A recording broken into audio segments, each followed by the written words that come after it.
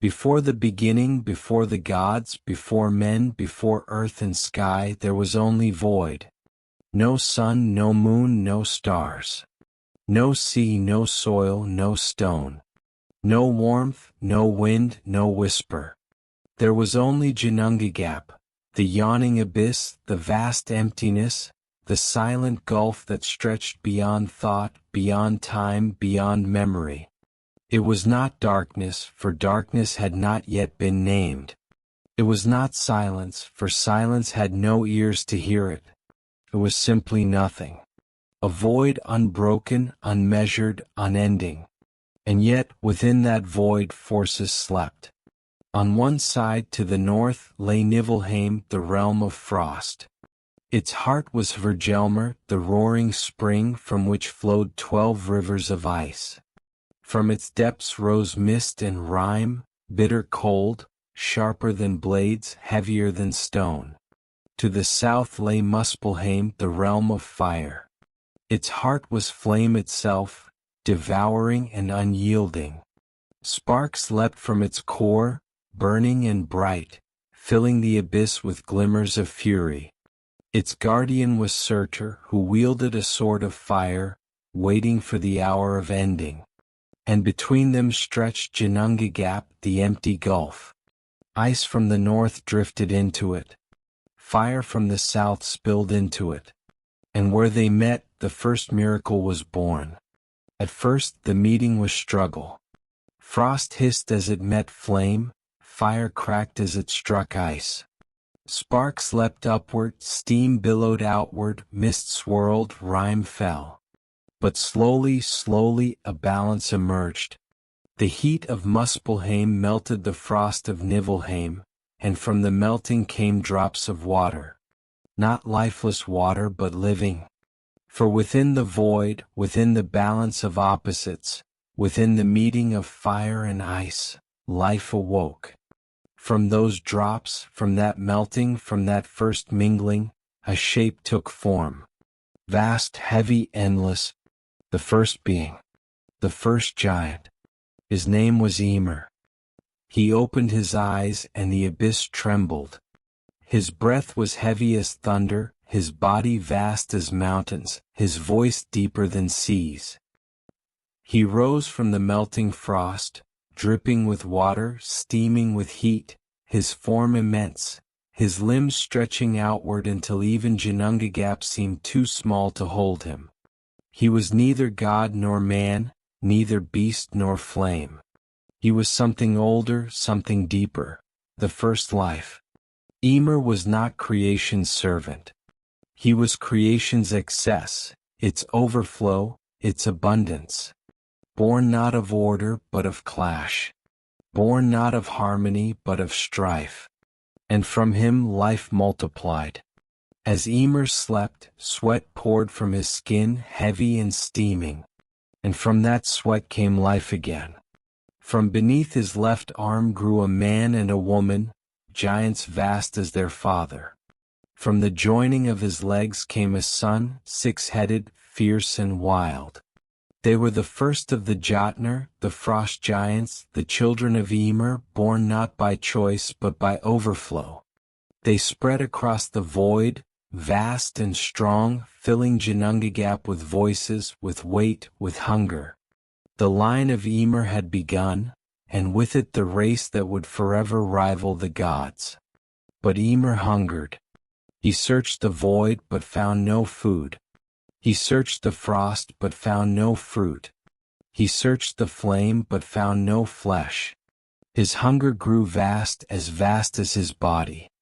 His voice thundered in the emptiness, a cry without answer.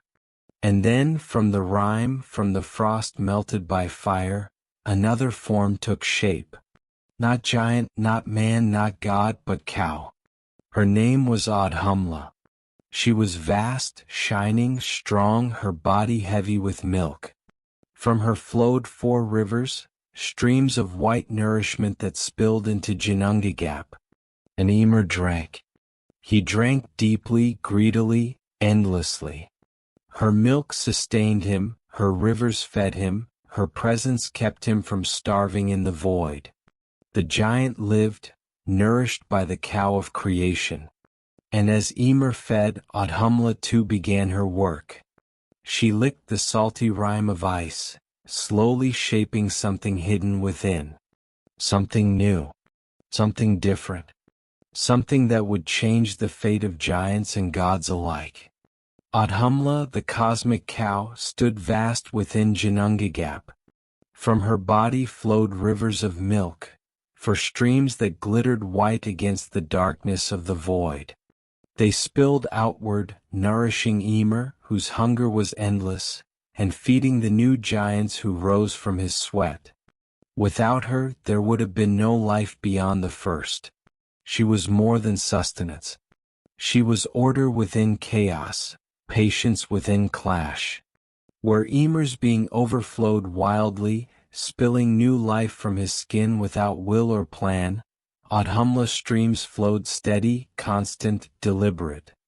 Day by day, though there was no sun to mark days, no moon to count nights, she licked the salty rime of ice that lay within Ginnungagap.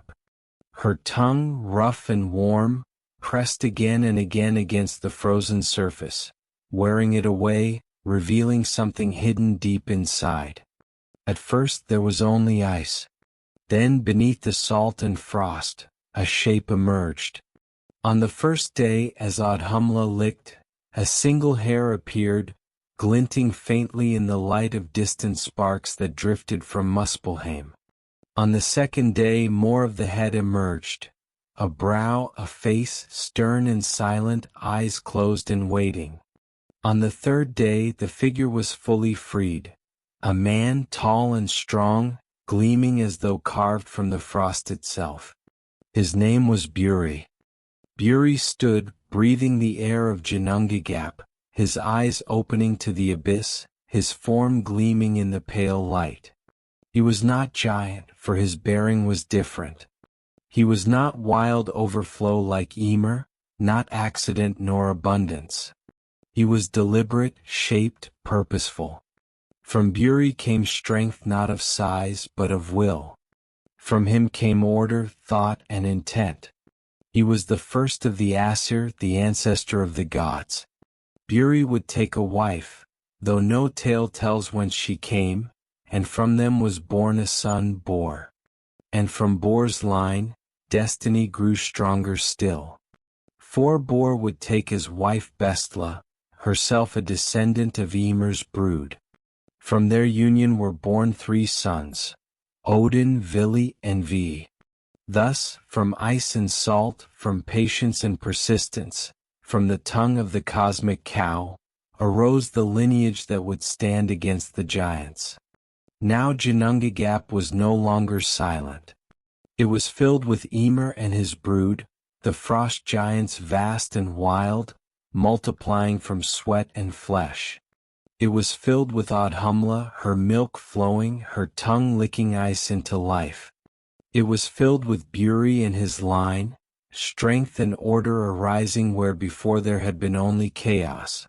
From this moment 2 forces stirred within the void. On one side Ymir and the Jotnar, overflowing, wild, chaotic, their strength immeasurable. On the other, Buri's descendants, the seed of gods, born not of excess, but of shaping, of will, of intent. The abyss was no longer empty. It was full, of hunger, of milk, of strength, of will. And with fullness came tension. For chaos and order cannot dwell together forever. Ymir slept again, his vast body heavy with milk, his veins coursing with the nourishment of Audhumla. And in his sleep he dreamed. He dreamed of a world filled only with his children, where frost and mist covered all, where fire was smothered, where order never rose.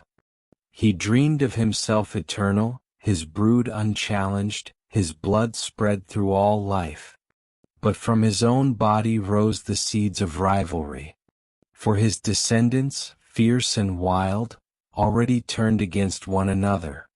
Some grew jealous, some grew proud, some fought even in the emptiness. And in the distance, the new line stirred, Buri, Bor, and the sons yet to come, their strength growing quietly, their purpose sharpening. The abyss had birthed both chaos and order, and their clash was only a matter of time. Ginnungagap trembled. It had been stillness, and now it was filled with breath, with movement, with clash. From Niflheim still poured rime and frost. From Muspelheim still leapt sparks of fire, and in their mingling still arose life. But the balance shifted. What had been silence was now noise. What had been emptiness was now rivalry. What had been void was now destiny. And though Ymir drank, though Audhumla licked, though Buri stood, all forces bent toward the same truth. Creation does not end in stillness. Creation ends in clash.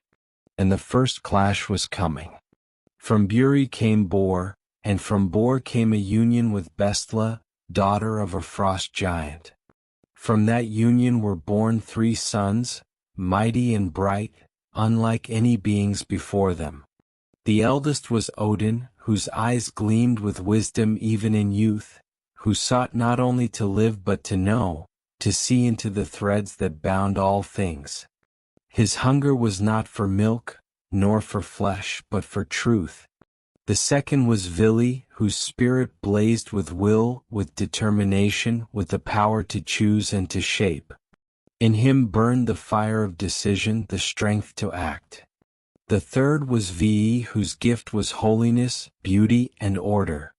He saw patterns where others saw chaos, harmony where others saw discord.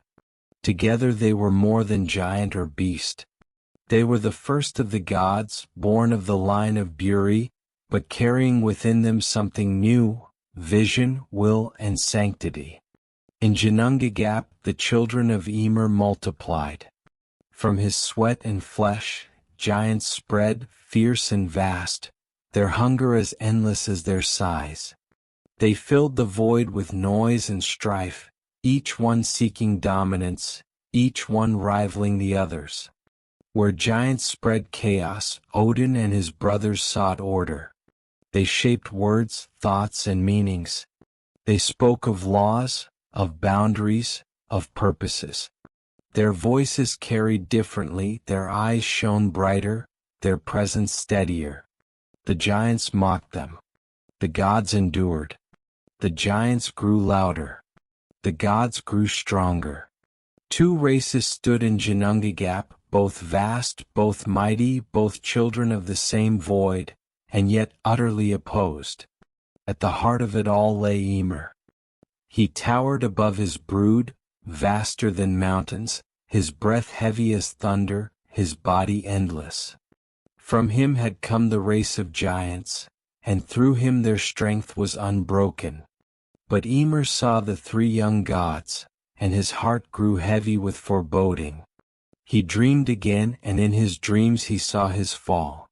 He saw his blood spread across the void, his bones broken, his flesh scattered, his children drowned. He saw gods rising above him, shaping the world not from his side but from his death. And though he roared, though he shook the abyss, though his brood gathered around him, the dream remained. Prophecy had whispered its first breath. Odin, Vili, and Ve stood together watching Ymir. They saw his endless size, his uncontrolled abundance, his chaos spilling without end. They saw his children, vast and wild, growing in number, growing in hunger. And they knew, if the void belonged to Ymir, there would never be order, never be peace, never be creation. The abyss would remain a place of strife, a place of hunger, a place of noise without harmony. And so the brothers spoke together, voices weaving into one. Odin said, "This cannot be." Vili said, "We must act." Ve said, "We must shape." And their pact was sealed. They would not let chaos rule. They would not let Ymir stand eternal. They would strike. Around them the giants laughed, unaware. Ymir slept, his dreams heavy, his body vast, his brood multiplying. But the brothers gathered their strength. Odin with wisdom, seeing the path laid before them. Vili with will, steeling himself for the blow. Ve with holiness, naming their act not murder but creation. They raised their hands, their voices joining in silence. And Ginnungagap trembled, for the abyss itself felt the shift. What had been balance would become clash. What had been void would become battle. The first war was coming. And it would be war not of tribe against tribe, not of man against man, but of gods against giant. Of order against chaos. Of life against its own source. The silence of Ginnungagap shattered. Odin, Vili, and Ve rose against Ymir. The three brothers, though small beside him, carried within them fire brighter than Muspelheim, will sharper than ice, vision deeper than the void. Ymir stirred, his breath rolling like thunder, his eyes blazing with green fire. His voice rumbled through the abyss. You are children of nothing. I am the first. I am the source. I am eternal. The giants rallied to his side, their vast forms shaking the gulf. They roared and raised their limbs, prepared to crush the young gods. But Odin lifted his voice. No order can come from chaos unbound. Vili raised his will. We will not yield. Ve lifted his hands. This is not ending. This is shaping.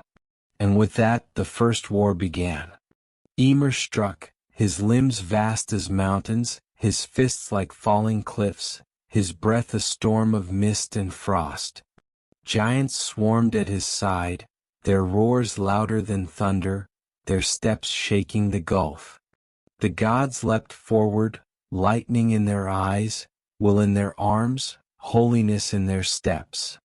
Odin struck with cunning, weaving traps of thought and vision, bending the very sparks of Muspelheim to his will. Vili struck with courage, charging headlong, his blows carrying strength beyond his size.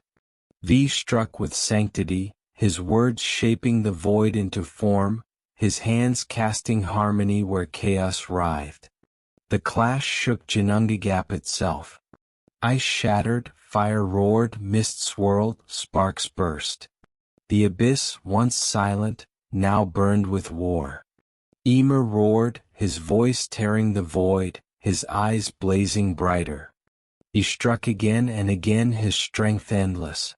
The gods staggered, fell, rose again. But together they pressed on. They struck not at random, but at once. Odin with wisdom guiding, Vili with will driving, Ve with order shaping. Their voices rose as one, their blows fell as one, their fury burned as one. And at last Ymir faltered. The first giant, vast as mountains, strong as void, shuddered. His knees buckled, his roar broke into a cry, his limbs trembled. And with a final strike, the brothers brought him down. Ymir fell. His body crashed into the abyss, shaking all creation. His roar echoed once, twice, and then faded. His eyes dimmed. His breath ceased. The first life had ended. From his wounds poured rivers of blood. It surged forth, black and red, boiling and freezing, flooding Ginnungagap. The blood of Ymir was more than liquid. It was life, raw and unbound, spilling endlessly, drowning all in its path. The giants screamed. One by one they were swept away, crushed beneath waves of their ancestors' blood, drowned in the flood. Their roars echoed, then fell silent. Only a single giant survived, Bergelmir with his wife, who climbed into a hollow tree and floated upon the flood. From them the line of the Jotnar would endure. But the rest, drowned, silenced, gone. The abyss, once vast and silent, was now full of blood, of death, of aftermath. The gods stood, weary, their bodies heavy with struggle, their breath ragged. Around them spread the corpse of Ymir, vast and broken, his blood drowning the void. Odin gazed upon it, his one eye gleaming. Vili clenched his fists, his will unbroken. V raised his hands, his voice trembling. And they knew, this was not the end. For though Ymir had fallen, his body remained. Vast, endless, eternal. A corpse too large to be ignored, too great to be left. Chaos had been slain. But from chaos order must be born. The body of Ymir lay still, vast and broken, drifting in the blood-flooded abyss. His skin was stretched wide as horizons, his bones sharp as mountains, his breath gone silent. The first being had fallen, and with his fall came silence heavier than the void itself. The gods stood over him. Odin's one eye glimmered with thought, Vili's fists clenched with resolve, His voice whispered with purpose. They did not see only death. They saw possibility. For though Ymir was slain, his body was vast, his being unending. His corpse could not vanish into nothing. It could be shaped, could be made into something greater. Odin lifted his voice, deep as thunder, clear as fire. Let us make from him what chaos could not. Let us shape from death what life could not.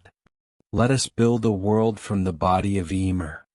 Vili struck his chest, his will burning. Yes. Where giants drowned, let men rise.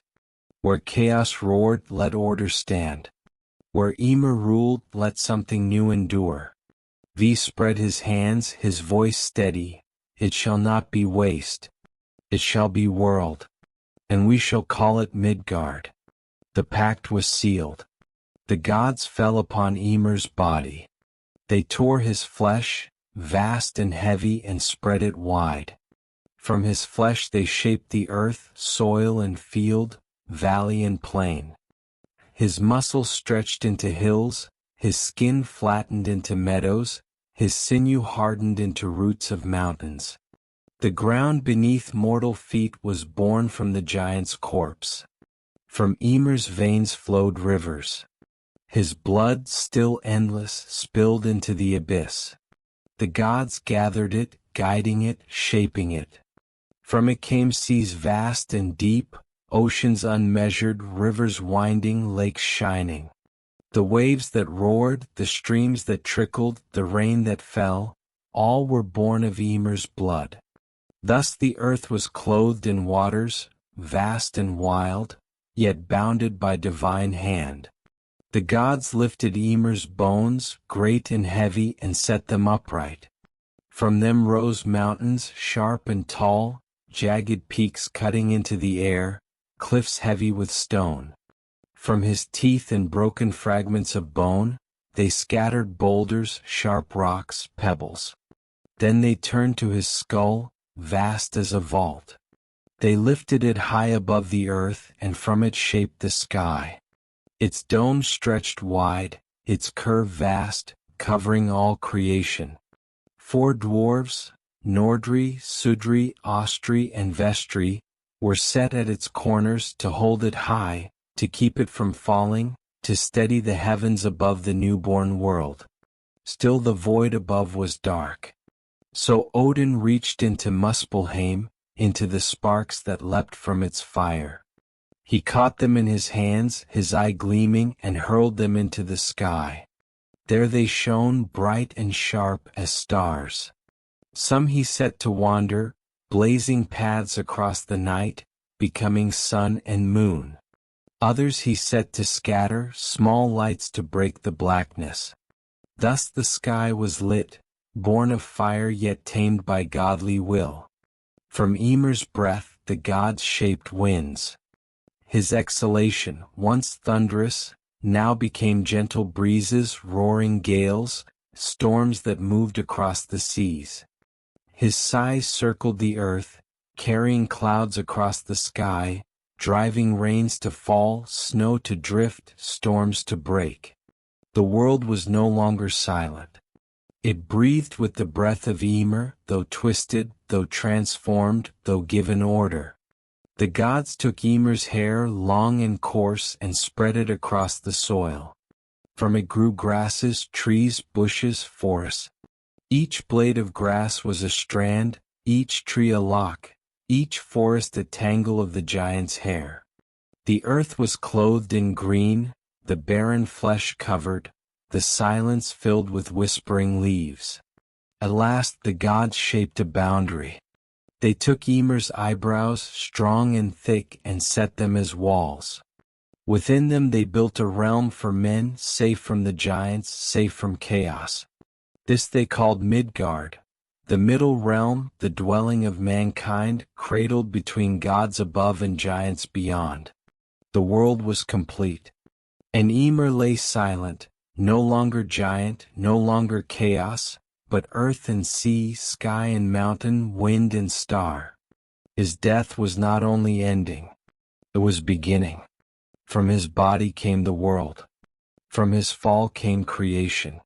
From his silence came song. The first life had died. The first world had risen.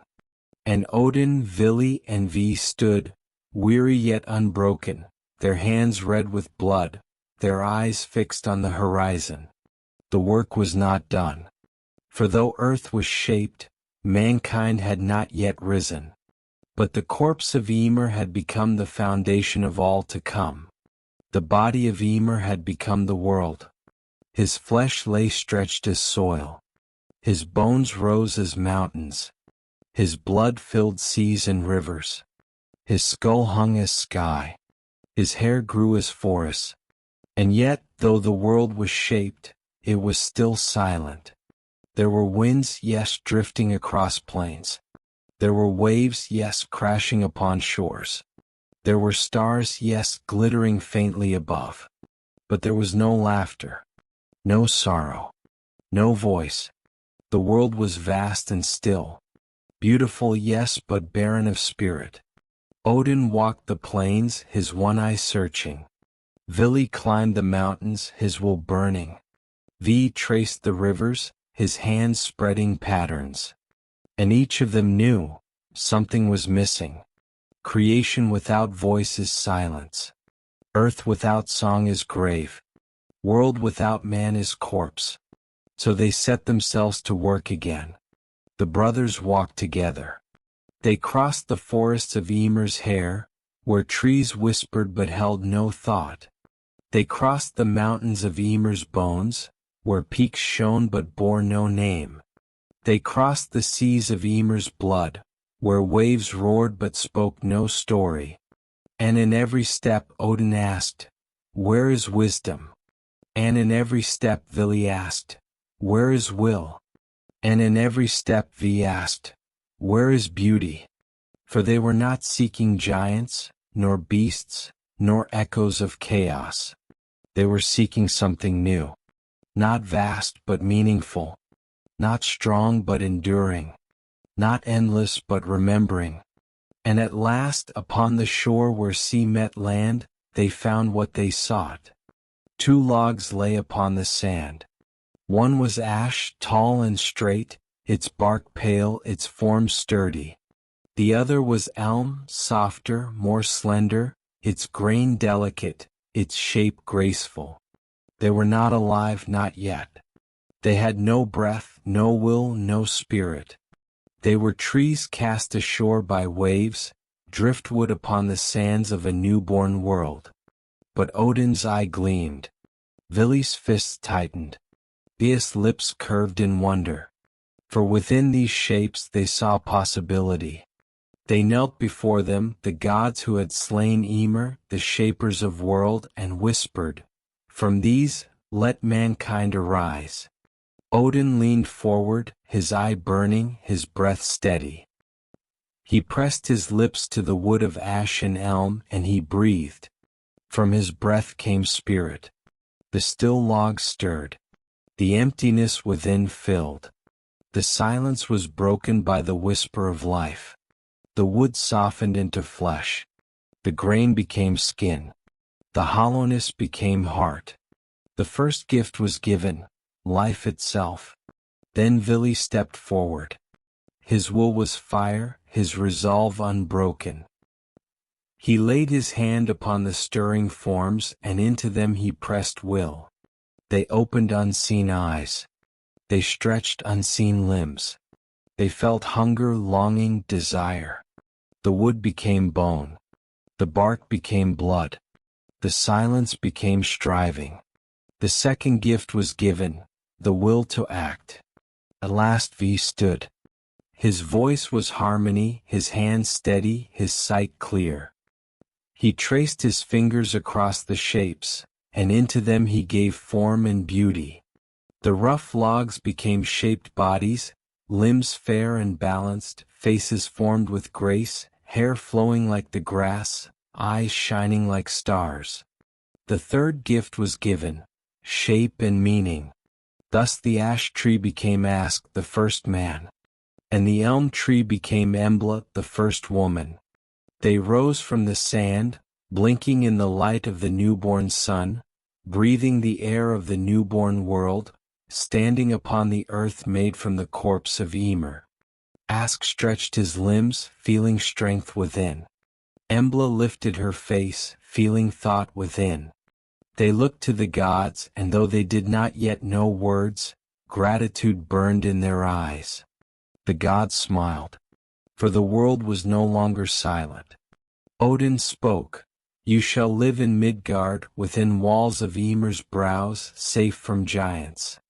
Vili spoke, "You shall carry will to build, to strive, to endure." V spoke, "You shall bear beauty, to sing, to shape, to remember."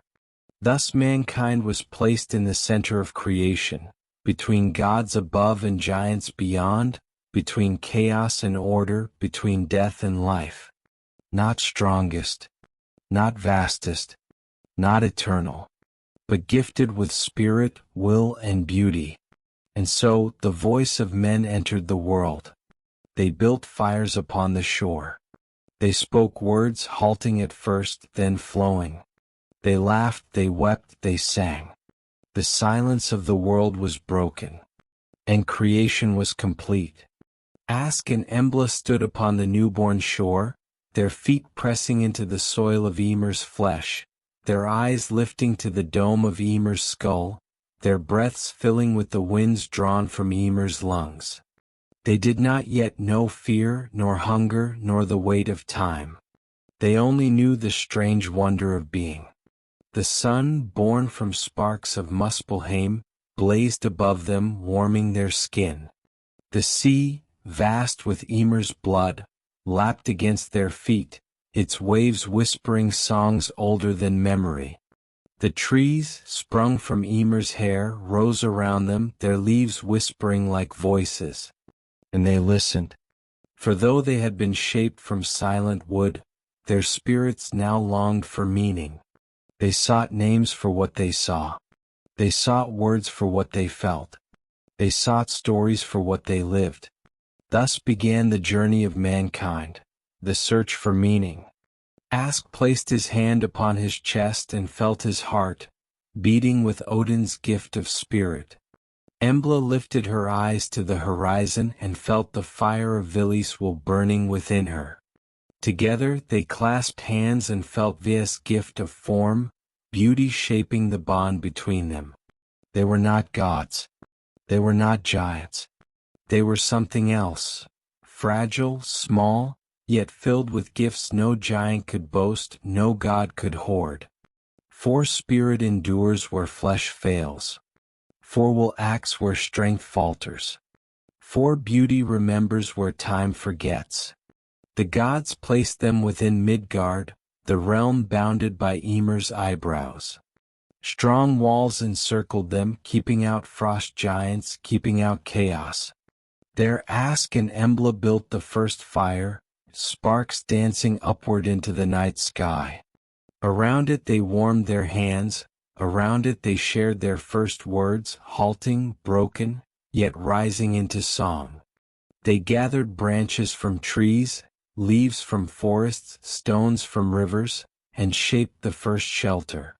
It was not golden, not grand, not divine, but it was theirs. And in it, the voice of mankind first echoed. From Asgard above, Odin watched with his single eye.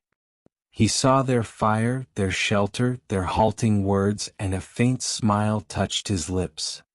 "They are fragile," he said, "yet they endure." Vili leaned forward, his voice fierce.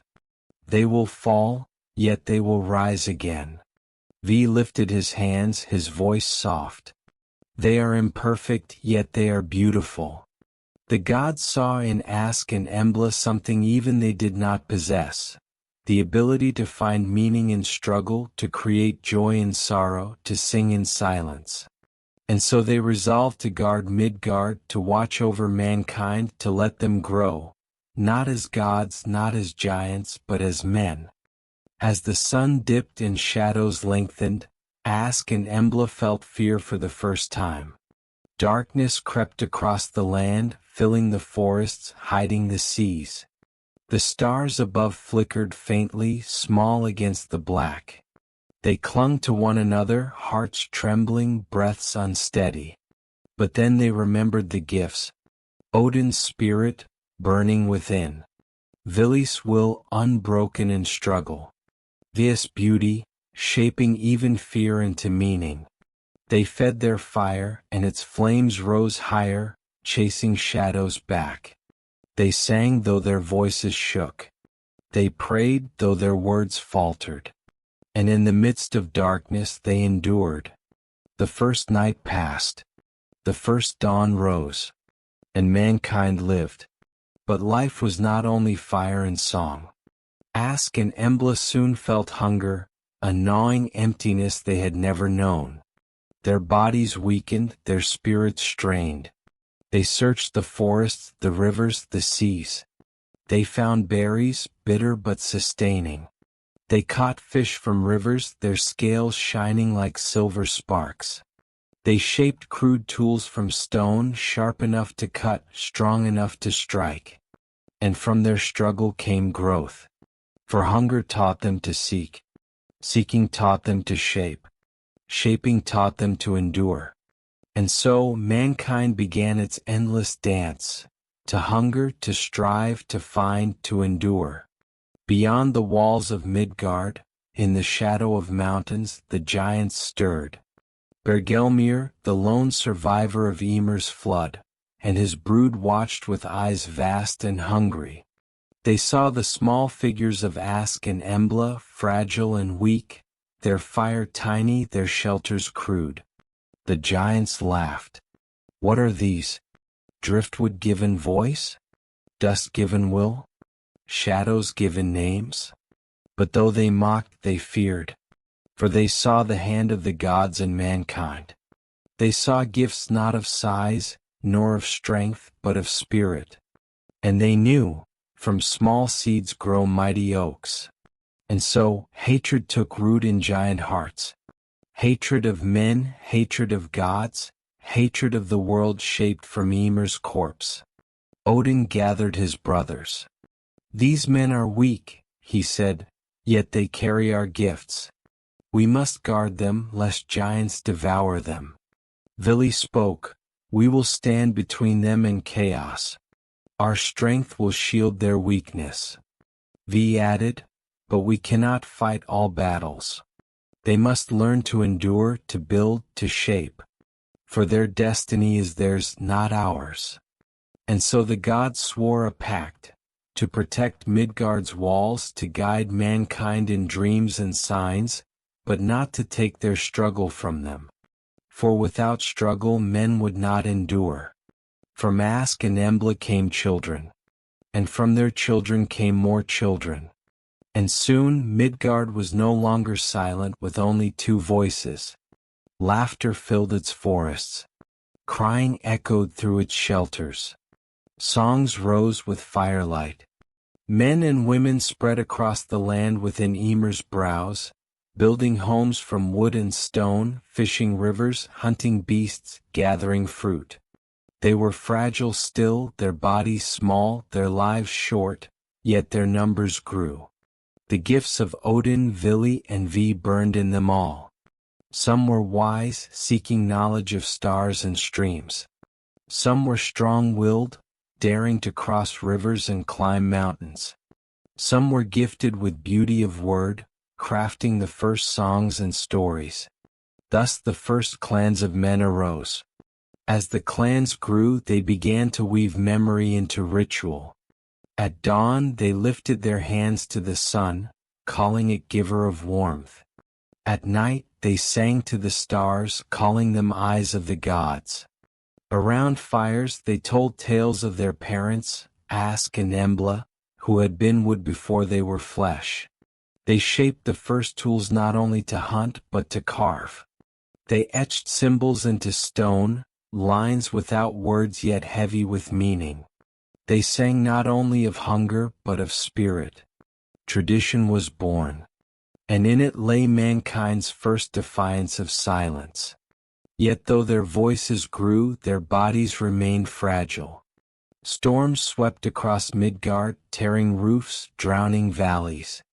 Men shivered in the cold, their fires too small to hold back winter's breath. Beasts larger than they prowled the forests, wolves with eyes gleaming, bears with claws sharp, serpents vast. Men fell often, their blood mixing with Ymir's soil. And still they endured. For when storms came, they built stronger shelters. When beasts struck, they sharpened their spears. When hunger gnawed, they sought new lands, new rivers, new fruits. Fragility did not end them. Fragility drove them. But beyond Midgard's walls, the giants watched. Bergelmir's brood multiplied in the shadow of mountains. They saw mankind, small and fragile, yet thriving. They saw their fires, their laughter, their rituals. And envy burned. For giants were vast, but their lives were empty of meaning. They were strong, but their strength built nothing. They were endless, but their voices carried no song. And so they hated. Why do the gods favor these driftwood creatures? They asked. Why do they guard them while we, children of Ymir, are cast into shadow? The giants sharpened their hatred as men sharpened their spears. In Asgard the gods looked down upon Midgard. Odin spoke, men grow. They learn. They endure. In them lies something no giant holds. Vili said they will falter. Their lives are short, their flesh is weak.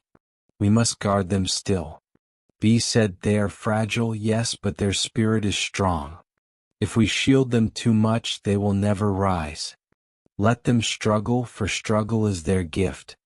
And so the gods debated. Should men be guarded like children, shielded from all harm? Or should they be left to grow, to fall, to rise again? The Norns, who wove fate at the roots of Yggdrasil, whispered, their destiny is theirs. You may shape their path, but you cannot walk it for them. And Odin, hearing, fell silent. In Midgard men began to dream. They dreamed of gods who walked among them. They dreamed of giants with eyes of fire.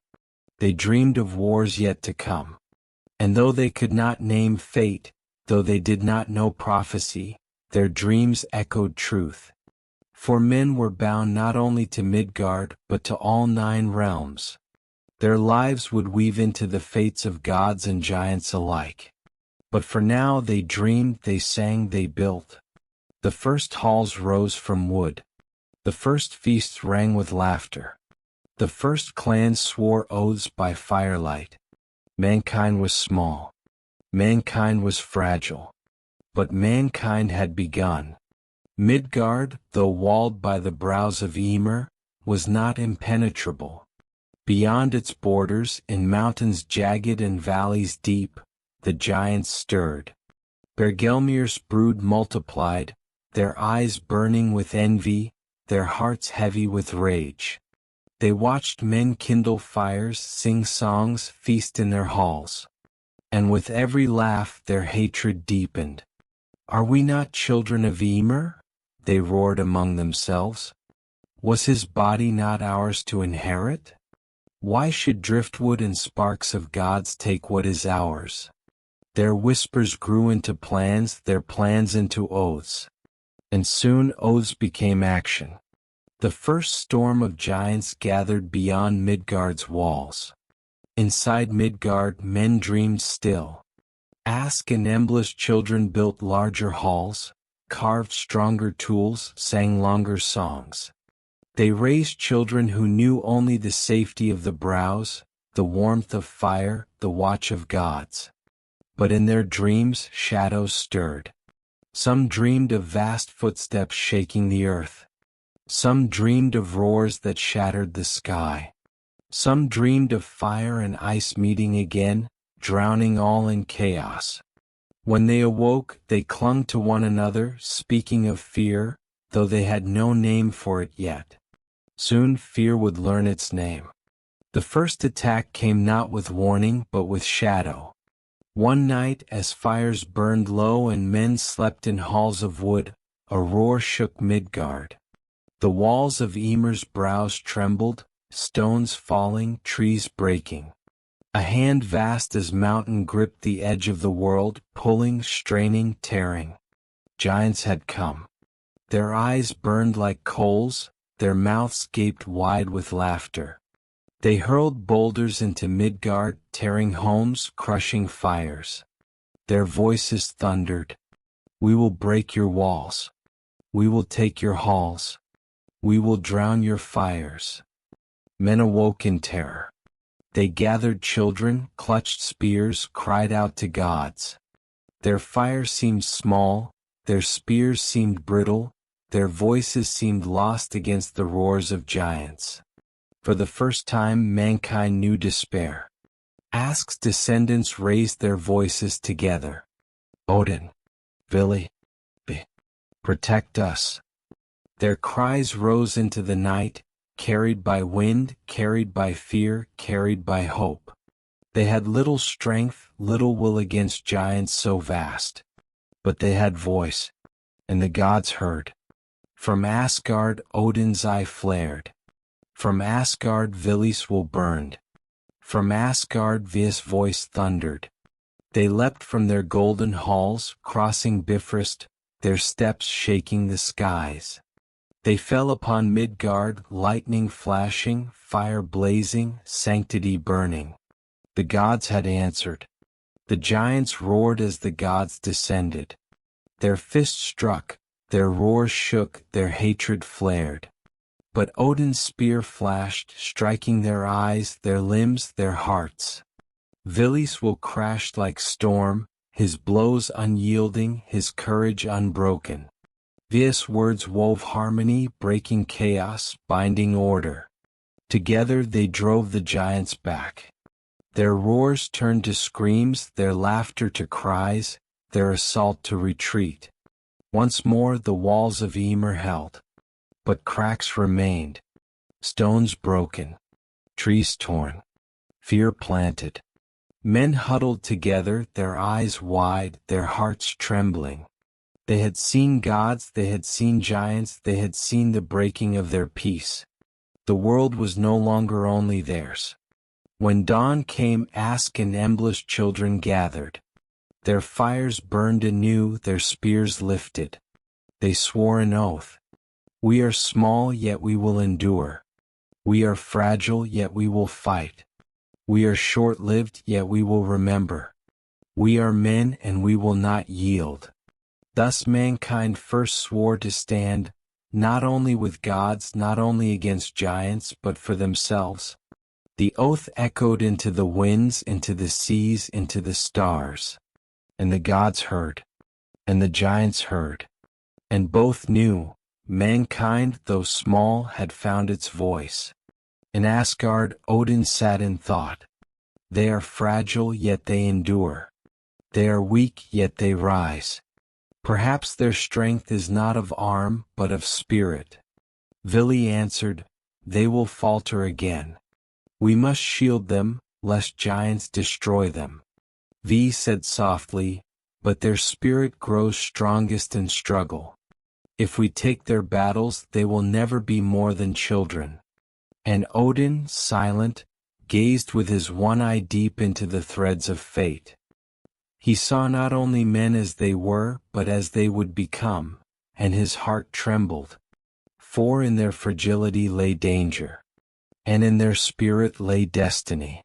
After the night of terror, when giants had clawed at Midgard's walls, the clans of Ask and Embla's children no longer lived scattered.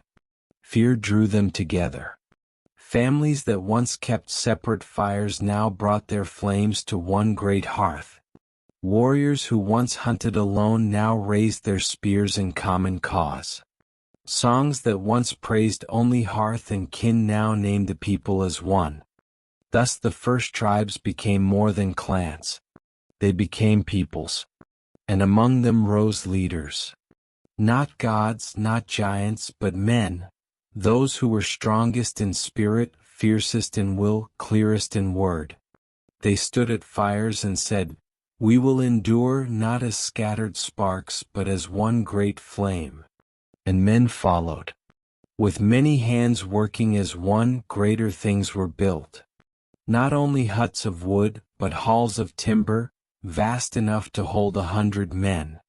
Roofs high, walls thick, fires burning in their centers. Here men gathered to feast. They sang of hunts, they spoke of dreams, they swore oaths by flame. They carved runes into beams, simple marks at first, yet each line heavy with meaning.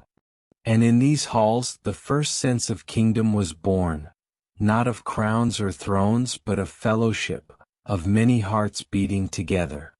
But where many gather, strife rises. Brothers quarreled over food. Hunters fought over land. Blood was spilled by man against man, even within the safety of Midgard's walls. And so, men spoke of rules. They swore by fire, "No man shall steal bread from his brother's hand." They swore by stone, "No man shall strike kin without cause." They swore by water, "Oaths sworn by river and flame shall bind us." These were not laws of gods. They were not commands from Odin, nor decrees from Asgard. They were words of men shaped by their own will, carried by their own voices. The first laws of mankind were born. Beyond the walls, giants watched again. They saw men raise halls, carve runes, speak laws. They saw their fires blaze higher, their voices grow stronger, their unity shine brighter. And envy turned to rage.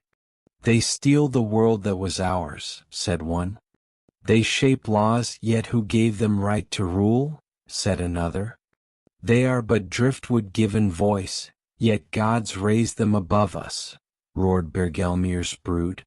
And so, they swore not only to break Midgard but to erase mankind from memory. Plans were whispered in shadows, in caves, in valleys of frost. Giants sharpened weapons vast as trees, stones heavy as mountains. Their hatred grew and with it the promise of vengeance. In Asgard, Odin called council. "We struck Ymir and from his corpse made world. We shaped men, gave them breath, will and beauty. But now they walk their own path. Already they build, already they swear, already they shape." Vili said, "And giants hate them for it. We must guard them ever more fiercely, lest they be swept away." Vi shook his head. "But if we shield them too closely they will never grow. Men must learn not only to live but to fight, to endure, to rule." Odin's one eye gleamed, heavy with thought. He had gazed at the Norn's threads, the weavings of fate. He had seen men rise but also men fall. He had seen their voices sing but also their voices cry. He had seen their halls built and their halls burned. Among men leaders rose higher still. One clan named a chieftain not only to lead hunts but to lead feasts, to guard oaths, to stand against giants. He sat upon a high seat and his people bowed to him. Another clan raised shields together, carving symbols of wolves and ravens, swearing to fight as one body. Their leaders spoke not of kin alone, but of all men within Midgard. Thus the first kings were born. Not crowned, not robed, but lifted by voice and oath, raised upon shields, seated in halls. They swore, "We will stand for men even if gods falter, even if giants roar." And skalds rose among them, singers, tellers, keepers of words. They sang of Ask and Embla, driftwood given life. They sang of Odin, Vili, and Ve, givers of gifts. They sang of giants, vast and hateful, clawing at walls. But they also sang of men, of hunters who braved storms, of women who bore fire through night, of children who laughed though wolves howled outside. The first sagas were spoken, and though they were small, they were great. For in words men made memory, and in memory men made meaning. In the cold halls of Jotunheim, beneath mountains jagged and skies heavy with frost, Bergelmir's brood gathered. They had watched mankind grow. Halls rose where once there had been huts. Songs rang where once there had been silence. Kings sat where once there had been only hunters. And each sign of growth fed their envy. "We are the children of Ymir," roared one. "Yet the world built from his body is stolen from us," shouted another. "Men thrive while we wander. Men feast while we hunger. Men sing while we rage. Enough." Their voices shook valleys, cracked ice, stirred storms. They swore by the memory of Ymir, Midgard will fall. Men will drown. Their fires will die. And so the giants readied war. In Midgard men saw signs. Storms gathered heavier than before, clouds black as pitch swirling above. The earth trembled, rivers swelled, beasts fled forests. At night, strange lights flickered along mountains, the torches of giants, marching. Ask and Embla's descendants felt dread in their hearts, heavier than hunger, sharper than cold. They knew, this was not storm, not beast, not chance. This was war. Kings called their people to halls. Spears were lifted, shields carved, oaths sworn. Yet fear not, for giants were vast and men were small. Still they spoke, better to fall with fire than to hide in shadow. And in silence he wondered, was mankind shaped to endure, or only to fall when Ragnarok comes? In Asgard, Odin's eye saw the march of giants. He rose from his high seat, his voice thundering. They come again not with whispers but with war. This time mankind must not only watch. They must stand or they will never endure. Vilis will burn. Then let us arm them. His voice flowed. Let us stand beside them but not in place of them. And so the gods gathered weapons, blessings and fury. When the Bifrost burned bright that night, its light spilled into Midgard. And from it descended Odin, Vili, Ve, and many gods of Asgard. They brought not only their might, but their challenge. "Rise, men of Midgard," Odin said. "Take up your spears, lift your shields. You will not fight alone, but you will fight." And men, trembling yet burning, answered. The storm broke. Giants surged across Midgard's walls, their hands tearing, their voices roaring. Stones the size of halls crashed upon the ground, forests shattered beneath their steps, rivers burst from their courses. Men stood at the walls, shields raised, spears trembling. Giants towered above them, vast as cliffs. Fear gripped their hearts, but behind them stood gods and within them burned will. The first spears of men flew. The first shields of men rang. The first cries of men rose. And though many fell, their blood steaming on the soil of Ymir, they did not break. Odin's spear flashed, driving through giant hearts. Vili's sword cut, his will unbroken. His words wove order, steadying men's lines. And together men and gods struck back. The clash was terrible. Giants crushed men beneath feet vast as boulders. Men pierced ankles, hamstrings, knees, bringing down titans with swarms of spears. Gods leapt among them, striking with fury, their voices thundering. The earth shook with roars and screams. The sky split with lightning and flame. The seas boiled with blood and venom. Men had never seen such death, never felt such terror. And yet they endured. Children carried water to warriors. Women sharpened spears and sang songs to steady hearts.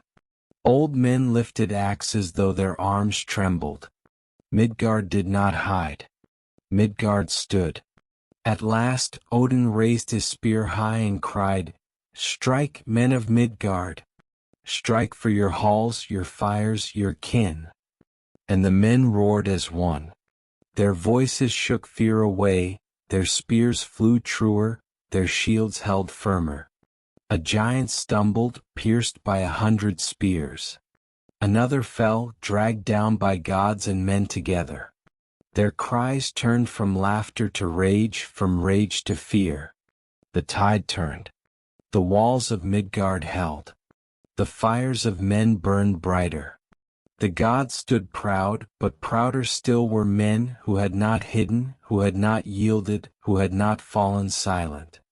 Bergelmir's brood, broken and bleeding, retreated into shadow. Their roars faded into mountains, their eyes dimmed into distance. Midgard stood scarred, its soil torn, its halls burned, its rivers red. But Midgard stood. And mankind had fought. Not only gods, not only giants, but men. The battlefield lay heavy with silence. Smoke curled from shattered halls. Blood pooled upon the soil made from Ymir's flesh. Spears lay broken, shields splintered, torches burned low.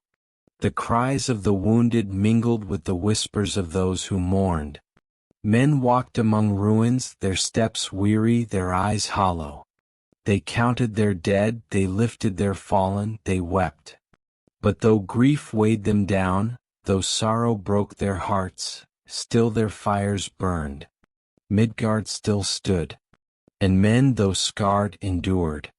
Leaders from scattered clans gathered at the center of Midgard, within the largest hall yet built. There, kings and chieftains raised their voices. Some called for vengeance against the giants, to strike before they struck again. Others called for walls stronger, halls greater, armies larger. Still others trembled, fearing giants too vast, gods too distant, doom too near. Voices rose, tempers flared, hands gripped hilts. But then a warrior stood. His beard was streaked with ash, his arms still bound from battle, his voice heavy with pain. "We are not clans. We are not tribes. We are men. And men must stand together or men will fall apart." His words rang true. The hall fell silent. And in that silence, the first council of men swore oaths together. They swore to guard Midgard as one. They swore to raise kings who served not only clan but all people.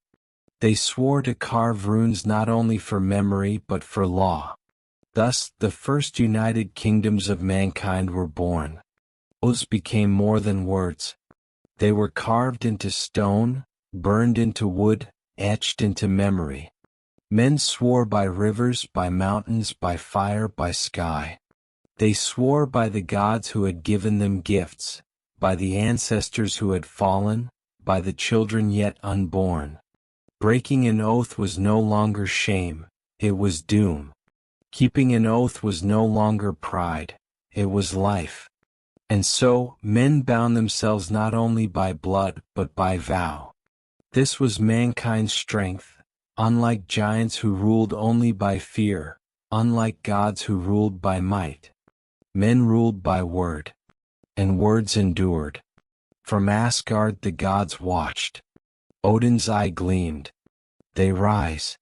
Not because we shield them, but because they bleed, because they suffer, because they endure. Vili's wolf flared. They fought at our side. Small, fragile, yet unyielding. There is strength in them I did not see before. His voice softened. Their beauty is not in halls, nor in crowns, but in unity. Where giants rage and scatter, men bind and build. And so the gods saw mankind not as children, but as something more. Something growing. Something dangerous, not in size, not in might, but in spirit. Odin turned his gaze to the Norns' threads. He saw men rising higher, carving kingdoms, shaping laws, singing sagas. But he also saw shadows, betrayal, bloodshed, fire. For as men grew, so too would their strife. And Odin whispered, their gift is both their glory and their doom. In Jotunheim giants licked their wounds. Bergelmir's brood raged. Twice we have struck, twice they have endured. Men are nothing, yet gods raise them, shield them, arm them. They shame us with their fires, their songs, their oaths. Humiliation burned hotter than frost. Envy hardened into vengeance. The giants swore by Ymir's memory, we will not rest. If Midgard stands, it will be only to burn. If men sing, it will be only in screams. If gods guard them, we will tear gods down. They sharpened axes vast as trees. They carved spears longer than rivers. They gathered storms and shadows. The war was not ended. It had only begun. In Midgard, one man rose above others. His name was not yet sung across all, but his voice carried. He had fought at the wall, struck giants' ankles, bled with his kin, feasted with his people. He had no crown, no throne, no jewels. But men lifted him upon their shields. Men called him king. Not king of one clan, not king of one hall, but king of Midgard. The first true king of men. And when he swore his oath, to guard his people, to keep his word, to never bow to giants, the gods listened. And Odin whispered, the age of men has begun. Midgard lay scarred but alive. Its halls were rebuilt, its fires rekindled, its children born anew. Men sang not only of grief, but of triumph. They remembered their dead, but they also remembered their courage. The first kingdoms had risen. The first laws had been sworn. The first king had been lifted upon shields. The silence that followed war was heavy, but it was not the silence of despair. It was the silence of breath drawn before the next struggle. For mankind had learned, peace is not absence of strife. Peace is the space between battles. At the roots of Yggdrasil the Norns wove. Urd, Verdandi, and Skuld dipped their threads into the well of fate, binding past, present, and future. They wove giants, vast and raging. They wove gods, bright and proud. They wove men, small yet enduring. And their weaving showed this truth, that all three must remain. That without giants, gods would have no foe. That without gods, men would have no guide. That without men there would be no memory. The balance of three was fragile. But it was balanced still. From Asgard, Odin gazed into the threads. His one eye gleamed with knowledge, but his heart grew heavy. For he saw that men would not only rise, they would also fall. Their kingdoms would break, their oaths would shatter, their halls would burn. And yet he also saw that even in ashes they would sing. Even in ruin they would build again. Even in death their voices would echo. He turned to his brothers. They grow. Faster than giants. Stronger in spirit than even we foresaw. They will shape Midgard into more than walls and halls. They will shape it into memory. Vili said, and when giants strike again they will not tremble. V said, and when we falter they will endure. Odin nodded. But in silence he also thought of Ragnarok, when men, gods, and giants alike would fall. In Jotunheim rage boiled. Bergelmir's brood gathered storms. They carved spells into ice, summoned beasts from shadow, forged weapons vast as valleys. Their humiliation festered, and their hatred deepened. They spoke of fire. They spoke of flood. They spoke of vengeance that would drown both gods and men. And though their roar shook mountains, the walls of Midgard still stood. For now. In Midgard, men sang by firelight. They sang of Ask and Embla, born of driftwood and divine breath. They sang of giants, vast and terrible, who clawed at their walls. They sang of gods who fought beside them, but also left them to struggle. And most of all they sang of themselves. Of men who raised halls. Of women who carried fire. Of children who laughed though storms roared outside. Their sagas grew. Their memory stretched. Their words became more than survival. They became meaning. And thus mankind carved its place not only in Midgard, but in all 9 realms. So the balance of 3 was sealed. Giants, born of Ymir's chaos, strong but empty, filled with rage. Gods, born of Buri's line, givers of order, guardians yet also bound by fate.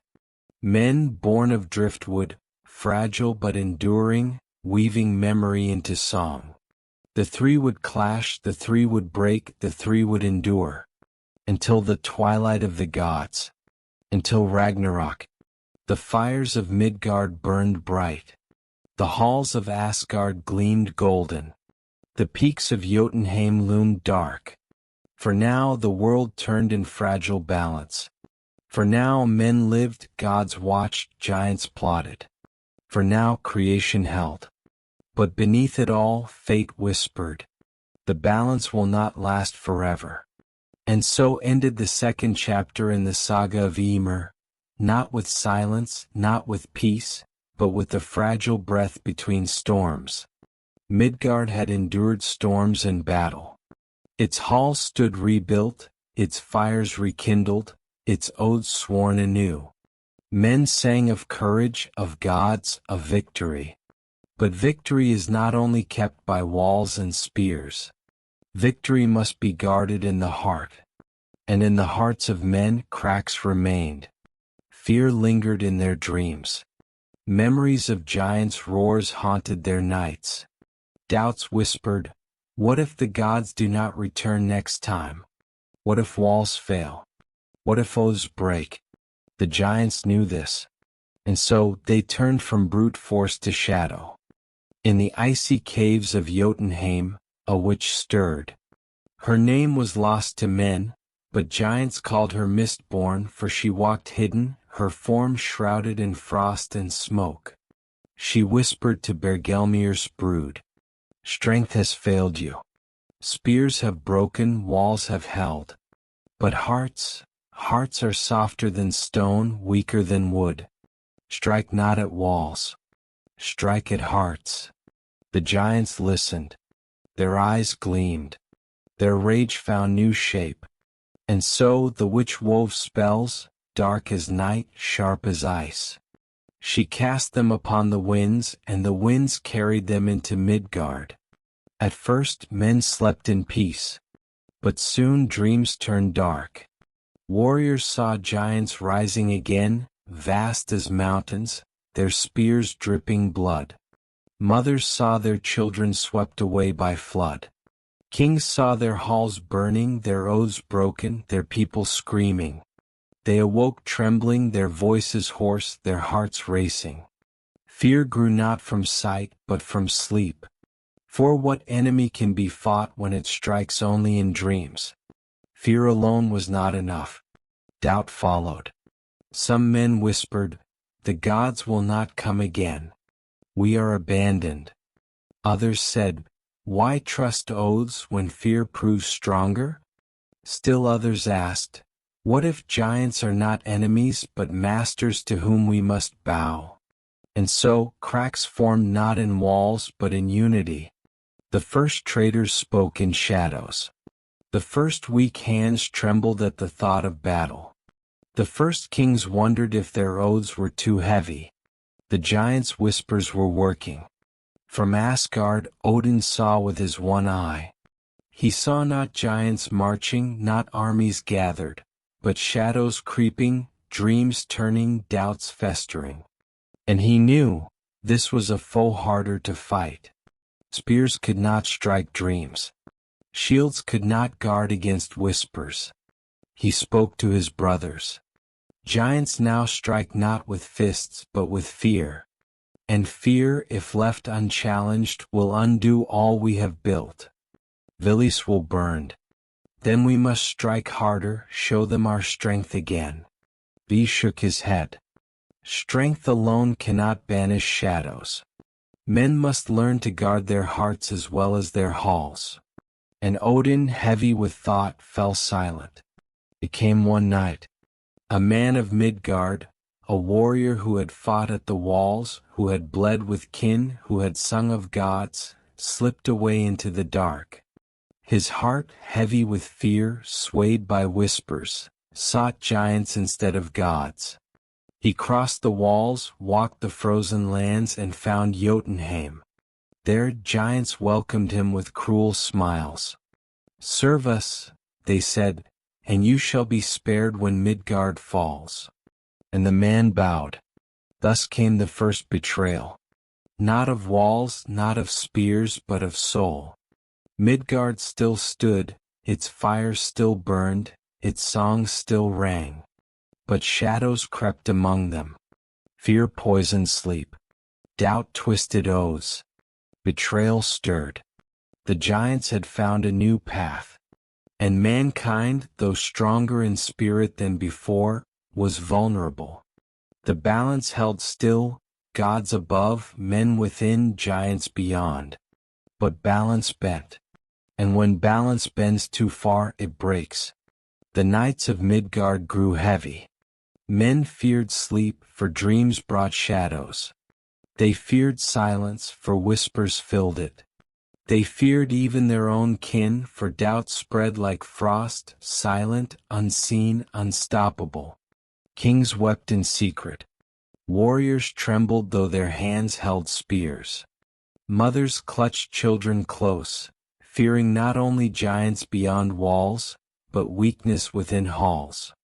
Their fires burned, but their hearts grew cold. And so they cried out, not in battle but in prayer. Odin, Vili, if you hear us, give us strength not only of hand but of heart. We cannot fight shadows alone. The gods gathered. Odin spoke first, his one eye glimmering with sorrow. The giants strike with dreams and whispers. We cannot strike for men this time. They must fight shadows themselves. But we may give them more than spear and shield.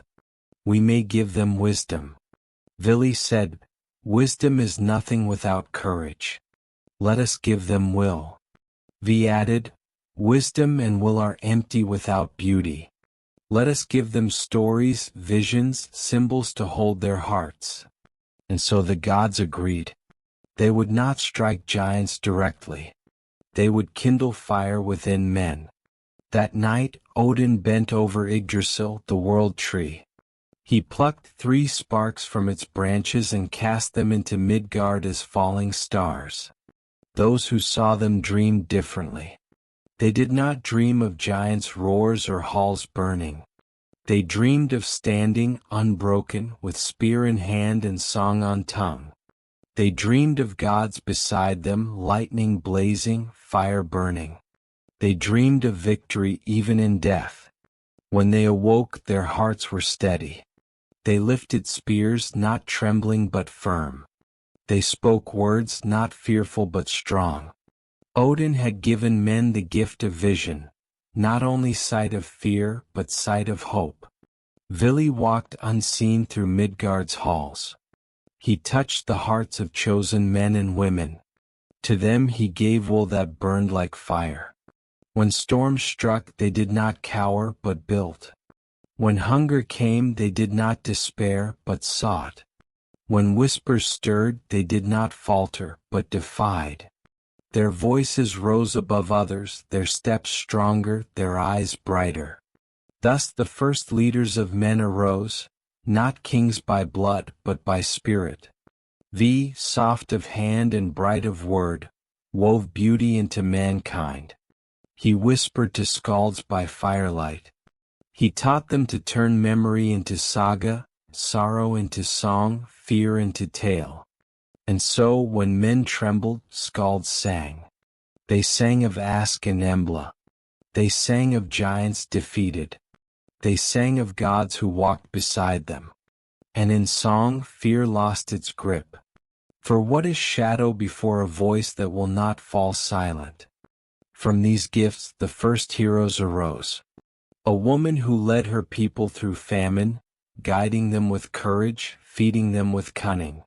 A man who stood at Midgard's wall alone through one night, holding a torch high though giants roared beyond. A skald who, though blind, sang sagas so strong that men lifted spears again when all seemed lost. Their names were carved into wood, whispered into winds, remembered by clans. They were not gods. They were not giants. They were men. And yet they stood taller than mountains in the hearts of their people. In Jotunheim the witch of mist spat upon the ground. Your whispers weaken, yet gods kindle fire. Your shadows spread, yet men light songs. If you cannot break their walls, nor their halls, nor their hearts, then you must break their unity. Turn them against each other. And the giants listened. Their envy twisted darker, their hatred sharper. For if they could not crush mankind by storm, they would poison mankind from within. But in Midgard, fires burned brighter. Clans feasted together. Kings swore not only by stone and fire, but by the memory of heroes. Skalds sang not only of gods, but of men who endured. Fear still lingered, yes. But courage burned stronger. Doubt still whispered, yes. But vision shouted louder. Shadow still crept, yes. But song cast light. And thus mankind endured again, not by gods striking giants, but by gods kindling men. The balance of three still held. But it trembled as shadows gathered. The giants had learned. Walls could not be broken. Spears could not be shattered. Songs could not be silenced. But men could be divided. The witch of mist wove darker spells, sharper than before. She whispered not of giants, not of storms, not of doom, but of envy, pride, and greed. Her words slithered into halls by night. Why should one clan rule while another obey? Why should one king feast while others starve? Why should oaths bind when strength alone should reign? And men listened. Not all, not at once. But enough. 2 kings rose in Midgard, both lifted by their people, both sworn to oaths. One ruled in the west, where rivers fed fertile fields. Another ruled in the east, where forests grew thick and game was plenty. At first they feasted together, swore oaths by firelight, raised shields as brothers. But whispers crept into their hearts. One dreamed that the other sought his land. The other feared that the first sought his throne. Fear turned to suspicion. Suspicion turned to anger. Anger turned to war. When the first spear flew, it was not against giants. It was against men. The west marched against the east, shields locked, spears lifted. The east answered with equal fury, axes gleaming, voices roaring. Blood spilled not on walls against giants, but in fields against brothers. Fires burned not from raids beyond, but from raids within. The first oaths of unity broke. The first sagas of betrayal were sung. Men once one people became many peoples, divided, fractured, set against each other. And in Jotunheim giants laughed. From Asgard Odin gazed with his one eye. See what they do, he said. We gave them spirit, will, beauty. Yet with it they turn upon themselves. Vili's fists clenched. Giants whisper yes, but men choose. Their will is their strength, but also their weakness. His voice trembled. They are beautiful even in strife. Their songs are sad, but they are still songs.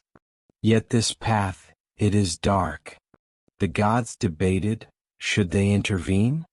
Should they strike fear into men to halt war? Should they lift oaths anew?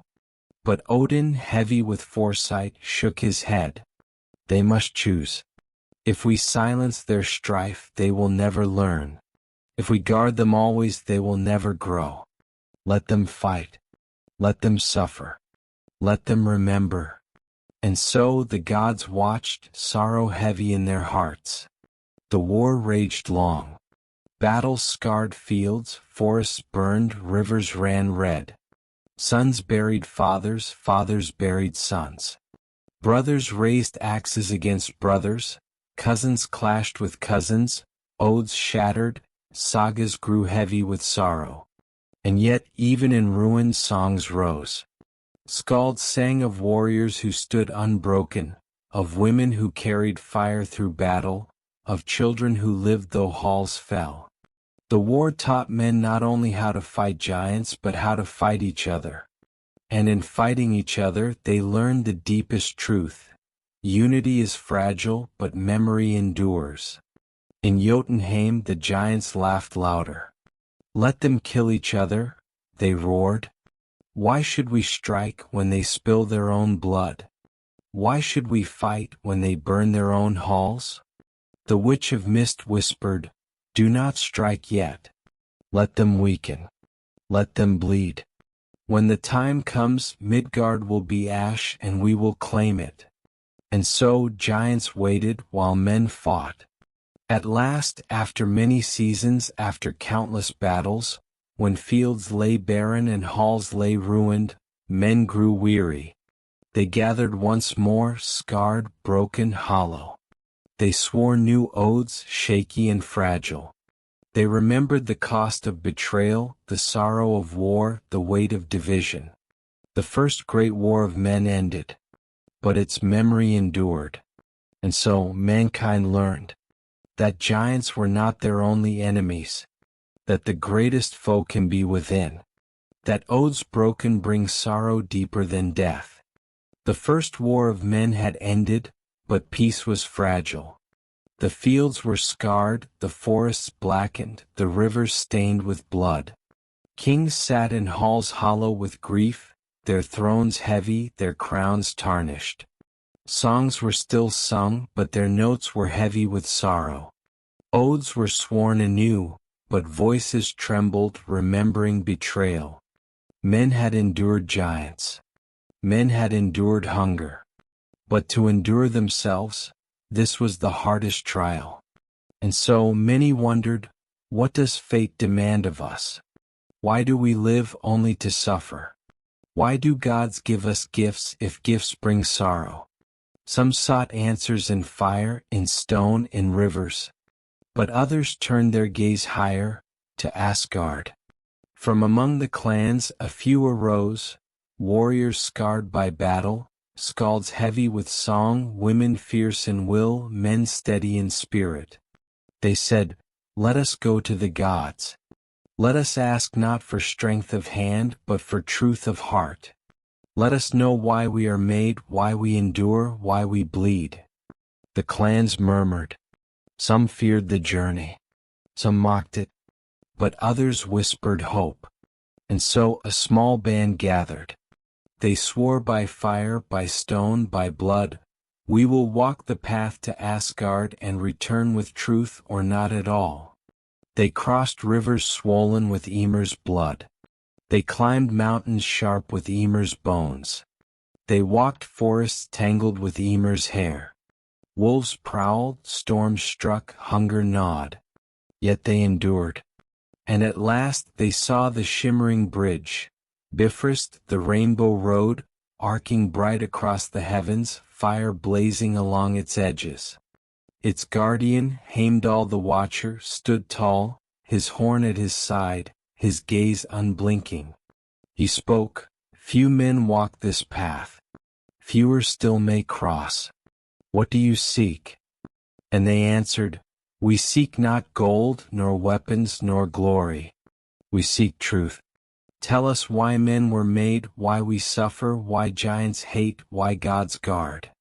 Heimdall's eyes, bright as the dawn, searched their hearts. He nodded. "Then walk. But know this, what is asked may not bring peace. What is given may not be gentle." And they crossed into Asgard. Golden towers gleamed before them, vast and shining, roofed with light. The air rang with song, with laughter, with steel. The smell of mead and fire filled their lungs. Gods walked among them, tall, radiant, fierce. Thor with hammer in hand, Freya with beauty and sorrow, Tyr with his single arm, Heimdall ever watchful. And at the high seat upon Hlidskjalf sat Odin. His one eye gleamed, the other lost for wisdom. His ravens, Hugin and Munin, perched upon his shoulders, whispering thought and memory. His wolves, Jerry and Freki, lay at his feet. The mortals bowed low. And Odin spoke, "Rise. Men of Midgard, driftwood given spirit, will and beauty. You have come far. Ask and I shall answer." A warrior stepped forward, scars upon his chest. "Why do we suffer giants? Why are we not made stronger to match them?" Odin's eye gleamed. "Strength without struggle is nothing. Giants are your shadow, and shadows sharpen flame. Without them you would not endure." A woman stepped forward, her hands calloused. "Why do we betray each other? Why do oaths break even when gods gave us gift of word?" Odin's voice grew heavy. "Because men are free. Will is your gift, but will may falter. Beauty is your gift, but beauty may break. Spirit is your gift, but spirit may despair. Even gods do not escape weakness." A skald stepped forward, blind yet steady. "What is our place? We are not gods, not giants. Why are we here?" Odin leaned forward, his gaze piercing. "You are memory. You are song. You are what remains when fire fades, when flesh fails, when even gods fall. You are what tells the tale." At last they asked, "What of the end? Will Midgard endure? Will men survive when giants rise again?" Odin was silent. His ravens stirred, his wolves growled low. His one eye gleamed, but he spoke slowly as though words weighed mountains. "I have seen the threats. I have drunk from Ymir's well. I know what comes. Giants will rise. Gods will fall. Midgard will burn. Men will weep. This is woven." Their hearts trembled. Despair threatened to break them. But Odin's voice flared bright. "And yet, even when all falls, you will rise again. New earth, new sun, new men, new song. You are fragile, but you endure. And in your endurance lies hope that even gods envy." The mortals bowed low. Their hearts were heavy yet steady. For though doom was certain, endurance was also certain. They crossed Bifrost again, back into Midgard. They carried with them not gold, not weapons, but words. They spoke to their clans, "We are not gods. We are not giants. We are men. We are fragile, yet we endure. We suffer, yet we sing. We fall, yet we rise again. This is our gift, and this is our fate." And men listened. And men believed. The giants still hated. The gods still watched. Doom still loomed. But for now mankind endured, not in ignorance but in truth. The laughter of giants shook the frozen peaks of Jotunheim. Men have endured storms. Men have endured war. Men have endured whispers. But let us not strike them with fear. Let us strike them with hunger, not of belly but of heart. Hunger for power. Hunger for rule. Hunger to be gods themselves. And the witch of mist wove darker spells still. No longer whispers of fear but promises of glory. She whispered to men not of doom but of crowns. Why should you bow to another? Why should oaths bind you? Why should gods rule above you, when you may rule as gods yourselves? Her words fell like seeds into hearts greedy and restless. And seeds grew. In Midgard's west, a king sat high upon his hall, his people weary, his fields barren. His heart longed not for song, not for oath, but for dominion. At night he dreamed, or thought he dreamed, of a woman cloaked in mist. She promised him victory without end, lands without rival, people without question. Bow not to oaths. Break them. Bow not to gods. Defy them. Take what you will, and all will call you master. And the king listened. He rose by day, his voice sharp, his eyes burning. No longer will I share with neighbors. No longer will I bow to counsel. I am king and all shall obey. His people, weary and hungry, feared him yet followed. For he was fierce and giants stood behind his words. This king raised armies not against giants but against men. He struck neighbors, seized fields, took gold. He demanded oaths not freely given but forced by sword. Where once men feasted together, now they groaned in chains. Where once kings swore by fire, now they swore only to themselves. The first tyrant had risen, and giants laughed. Other kings saw. Some feared, others envied. One said, "If he breaks oaths, why should I keep mine?" Another said, "If he takes fields, why should I not take halls?" And so tyranny spread, not by giants' fists but by men's hands. The witch whispered still, "Take more. Fear nothing. Rule all." And men listened. But not all bowed. Among the people rose voices that defied. Skalds who sang not of tyrants but of oaths broken. Warriors who refused to lift swords against kin. Women who carried children into forests, away from kings who hungered for slaves. They cried, "This is not our gift. This is not our oath. This is shadow in men's skin." And their cries rose to Asgard. The gods gathered in council once more. Vilis will burn hot. We must strike these kings down. They mock us, they break oaths, they poison Midgard. This voice trembled with sorrow. But they are men still. Their choices are theirs. If we smite them, we take their will away, and will is the gift we gave. Odin's eye glimmered, heavy with thought. This is the cost of freedom. Men may rise higher than giants, but they may also fall lower. We cannot take their doom from them. Yet neither can we leave them. Let us guide not with spears but with wisdom. Let us send dreams not of crowns but of truth. And so the gods held back their wrath, but sharpened their whispers. In Midgard some rose against tyrants. A warrior who would not bow led his people into exile, carving runes of defiance upon stones. A woman stood in hall, her voice rising above soldiers' spears, shaming them into laying down arms. A skald sang openly, his words a blade sharper than steel, cutting lies from truth. Though many fell, their memory endured. And people began to see. Kings who ruled by oath were men. Kings who ruled by fear were shadows. In Jotunheim the witch hissed. They resist. Even when crowned with shadow, still they sing. Even when ruled by tyrants, still they remember. The giants snarled. Then we will strike harder. Not only kings, not only dreams, but the very earth itself. We will drown them again in flood, as Ymir's blood once drowned us. And so they plotted storm and water, fire and frost. But for now the shadow of tyranny lingered. Men had tasted the poison of power.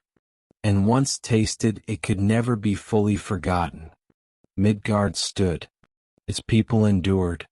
Its halls rang with song but also with chains. Its king swore oaths but also broke them. The gods watched, sorrowful yet patient. The giants waited, hateful yet cunning.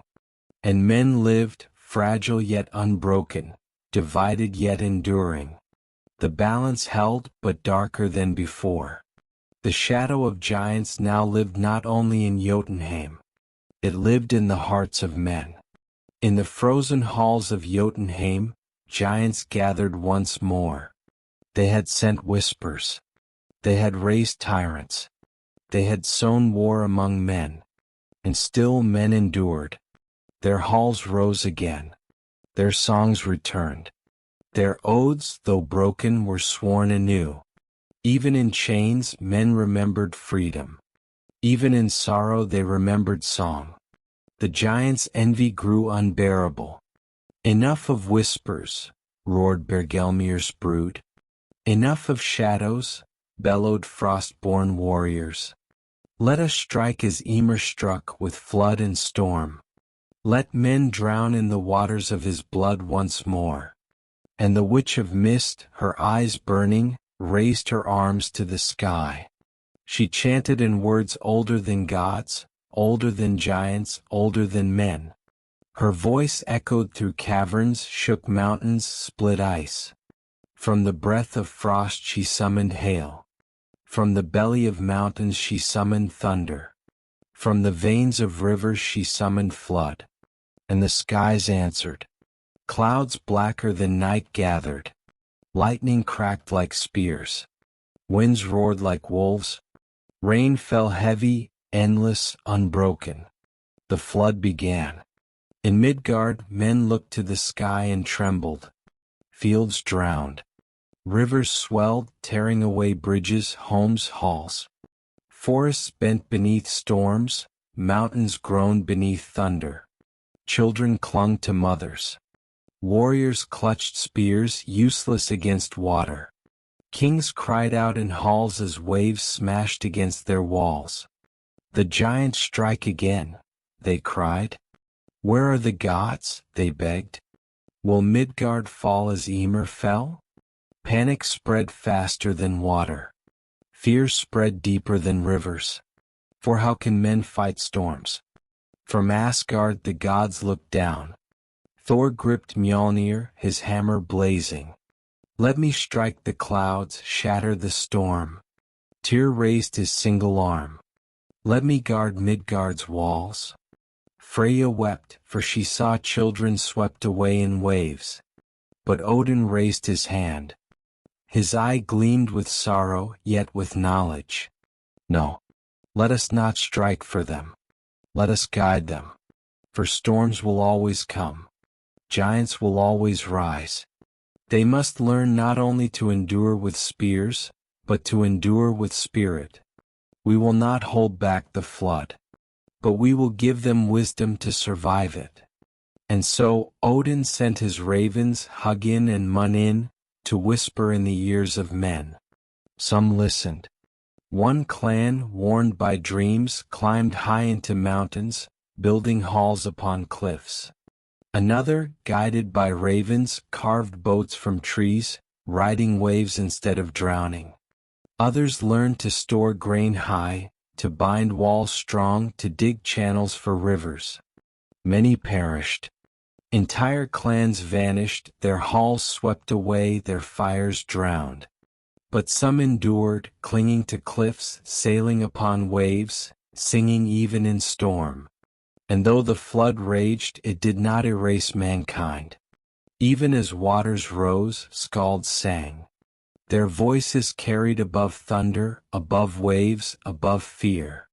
They sang of Ask and Embla who endured the void.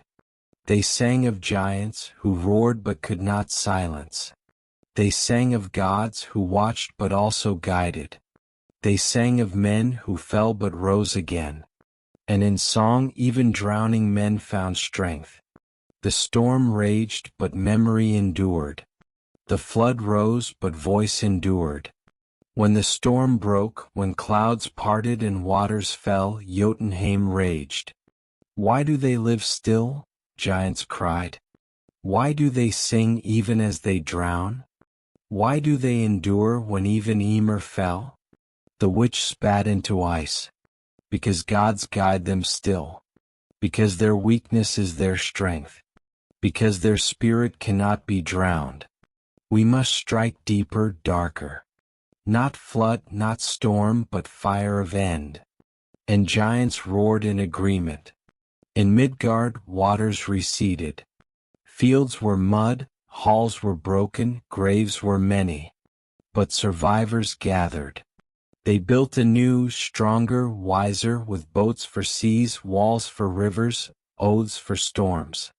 And though their numbers were fewer, their spirit was greater. The gods looked down and saw not despair but endurance. The giants looked down and saw not weakness but defiance. The balance held. But the shadow grew. When the waters fell and the floods withdrew, Midgard was changed. Forests lay flattened. Fields were barren mud. Halls were splintered, their beams carried to seas. Graves marked where entire clans had vanished. Yet, amid ruin, survivors stood. Upon mountain cliffs, families who had climbed in time. Upon rivers, sailors who had lashed boats from trees. Upon high halls, kings who had bound walls strong. They looked upon wreckage not with despair, but with weary eyes. For though much was lost, still they lived. And from these survivors came the seeds of new generations. Children were born, their cries rising above silence.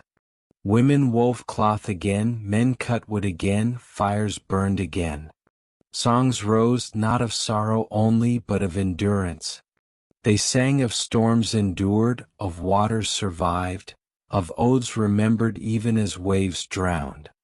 And though their numbers were few, their spirit was greater than before.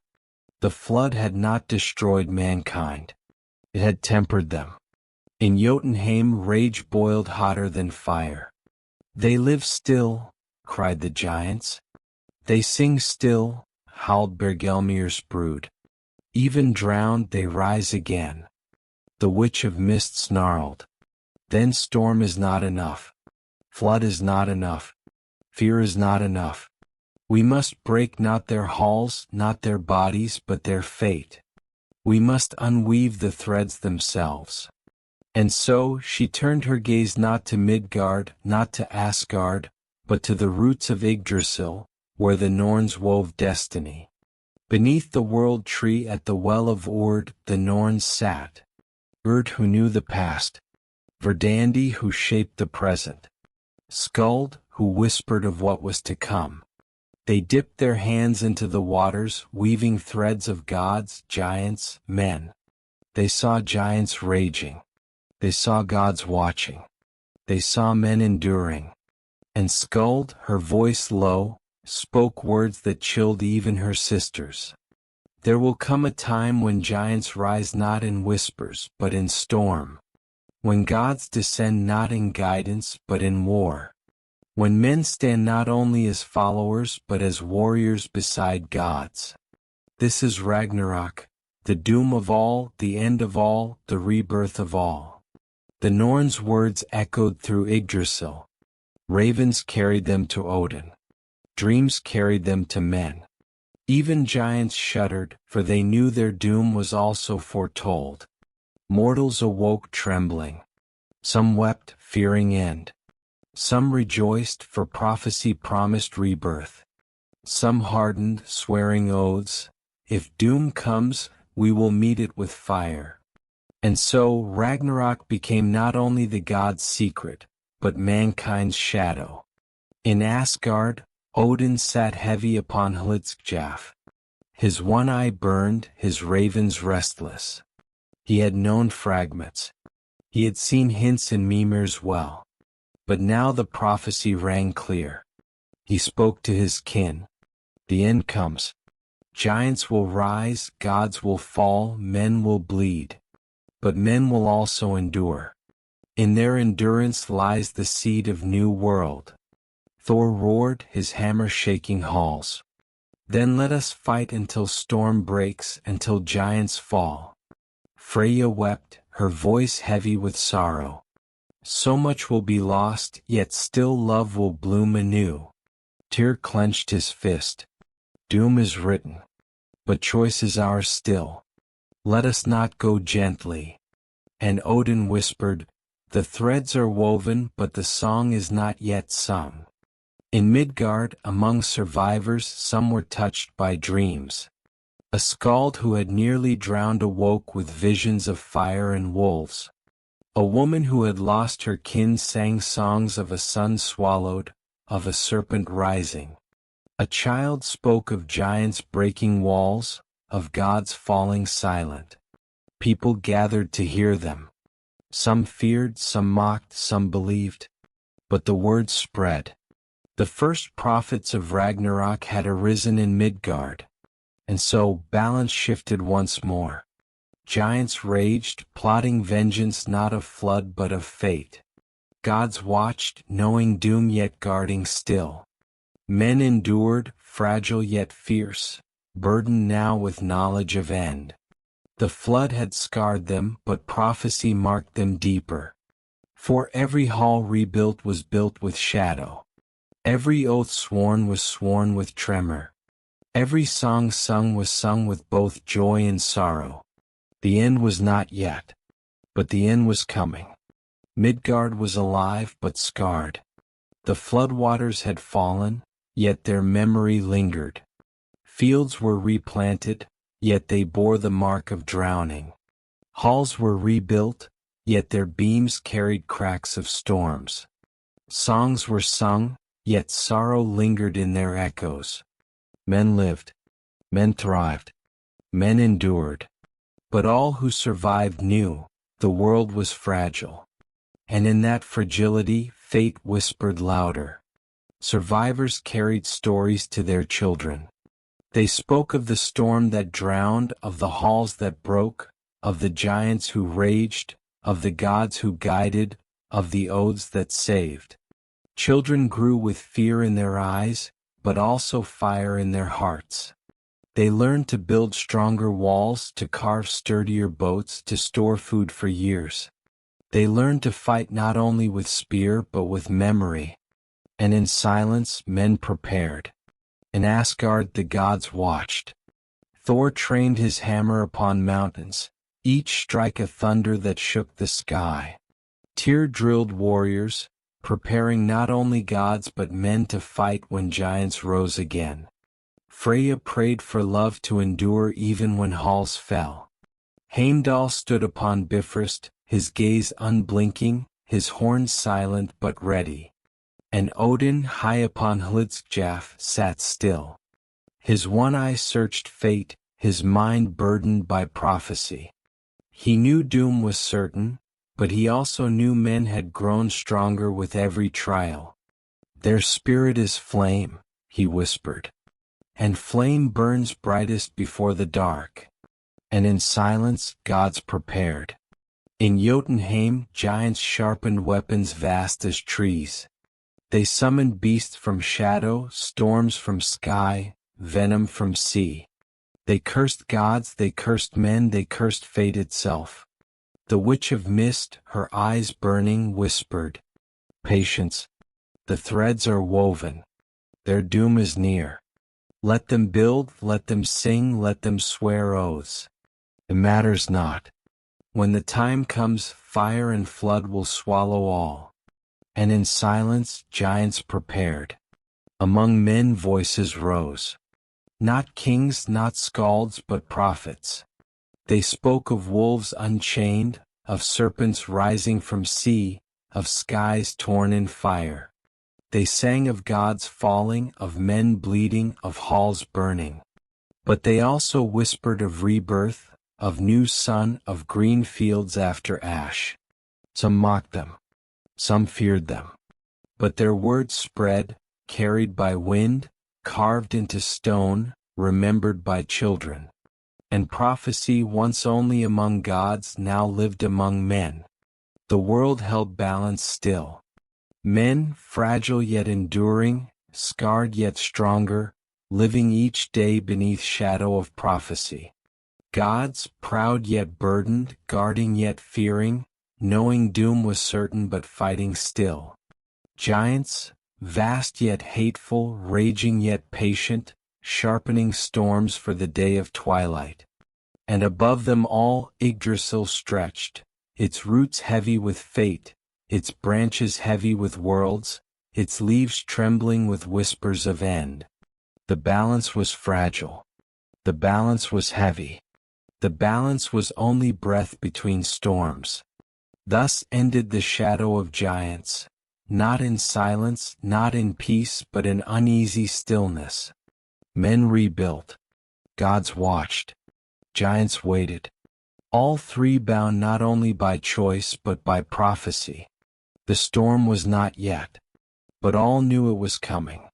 And in that knowledge, songs were sung louder, oaths sworn firmer, fires burned brighter. For though fate was certain, life still demanded to be lived. And so ended the third chapter in the saga of Ymir's shadow. Not with battle, not with flood, but with silence, the silence that comes before the roar. The world held its breath. Men lived their lives, plowing fields, building halls, singing sagas, raising children. Gods feasted in Asgard, fought in games, spoke in council. Giants sharpened spears in Jotunheim, muttering curses. And yet, beneath it all, silence grew heavy. The Norns' prophecy whispered in every wind. Every oath was sworn with tremor. Every fire burned with shadow. For all knew, the end was not yet, but it was near. It began with a wolf. In Midgard's forests, hunters whispered of beasts vast as halls, their eyes glowing red, their jaws dripping fire. In villages, sheep vanished, cattle slaughtered, trails marked by paw prints the size of shields. In dreams, men saw a wolf unchained, its howls shaking stars, its breath burning sky. And in Asgard, Odin knew, Fenrir stirred. His bonds, once strong, strained with rage. The first chain cracked. The first roar echoed. The first omen of Ragnarok had come. Then the seas trembled. Sailors spoke of waves vast as mountains, of storms sudden and unbroken, of poison hissing in foam. Fish fled waters, whales sank deep, winds carried stench of venom. On distant shores, men saw the horizon lift, not waves, not mountains, but scales, vast and black, glimmering in moonlight. The Midgard serpent stirred. Jormungandr, who had encircled the world, began to shift, his coils breaking waters, his venom seeping into seas. And when his tail slipped from his jaws, the world shuddered. The second omen had come. Then came fire. From Muspelheim, land of flame, the fire giant Surtur raised his sword. Sparks fell into sky, stars flickered, some vanished. In Midgard, men saw light strange and terrible, the sky burning red though no sun rose. Fields caught flame though no fire touched them. Rivers steamed though no sun warmed them. Beasts fled forests, birds fell silent. The third omen had come. At last, Heimdall, the watcher, lifted the horn. His eyes, sharper than eagles, saw what others feared to see. He saw Fenrir straining, Jormungandr rising, Surtur burning. He saw oaths breaking, giants marching, gods readying. He raised the horn to his lips. And when he blew, the sound was not of music, not of call, but of doom. It shook mountains. It split seas. It cracked sky. Men woke trembling, hearing it in dreams. Giants roared, hearing it in shadows. Gods stood, hearing it in Asgard. The sound of Ragnarok had begun. In Midgard, men gathered, fear heavy in their hearts. Kings raised shields, warriors sharpened spears, skalds sang though their voices shook. Mothers held children, fathers swore oaths, elders wept. In Asgard, gods armed themselves. Thor lifted Mjolnir, Tyr bound his stump with iron, Freya donned her cloak of falcon feathers. Odin mounted Sleipnir, his eye burning with sorrow and fury. In Jotunheim, giants roared with laughter and rage. Bergelmir's brood surged, their armies vast as forests, their weapons sharp as cliffs. The Witch of Mist spread her arms, fire and ice swirling at her command. The balance was broken. The storm had begun. The sky cracked with thunder. The sea boiled with venom.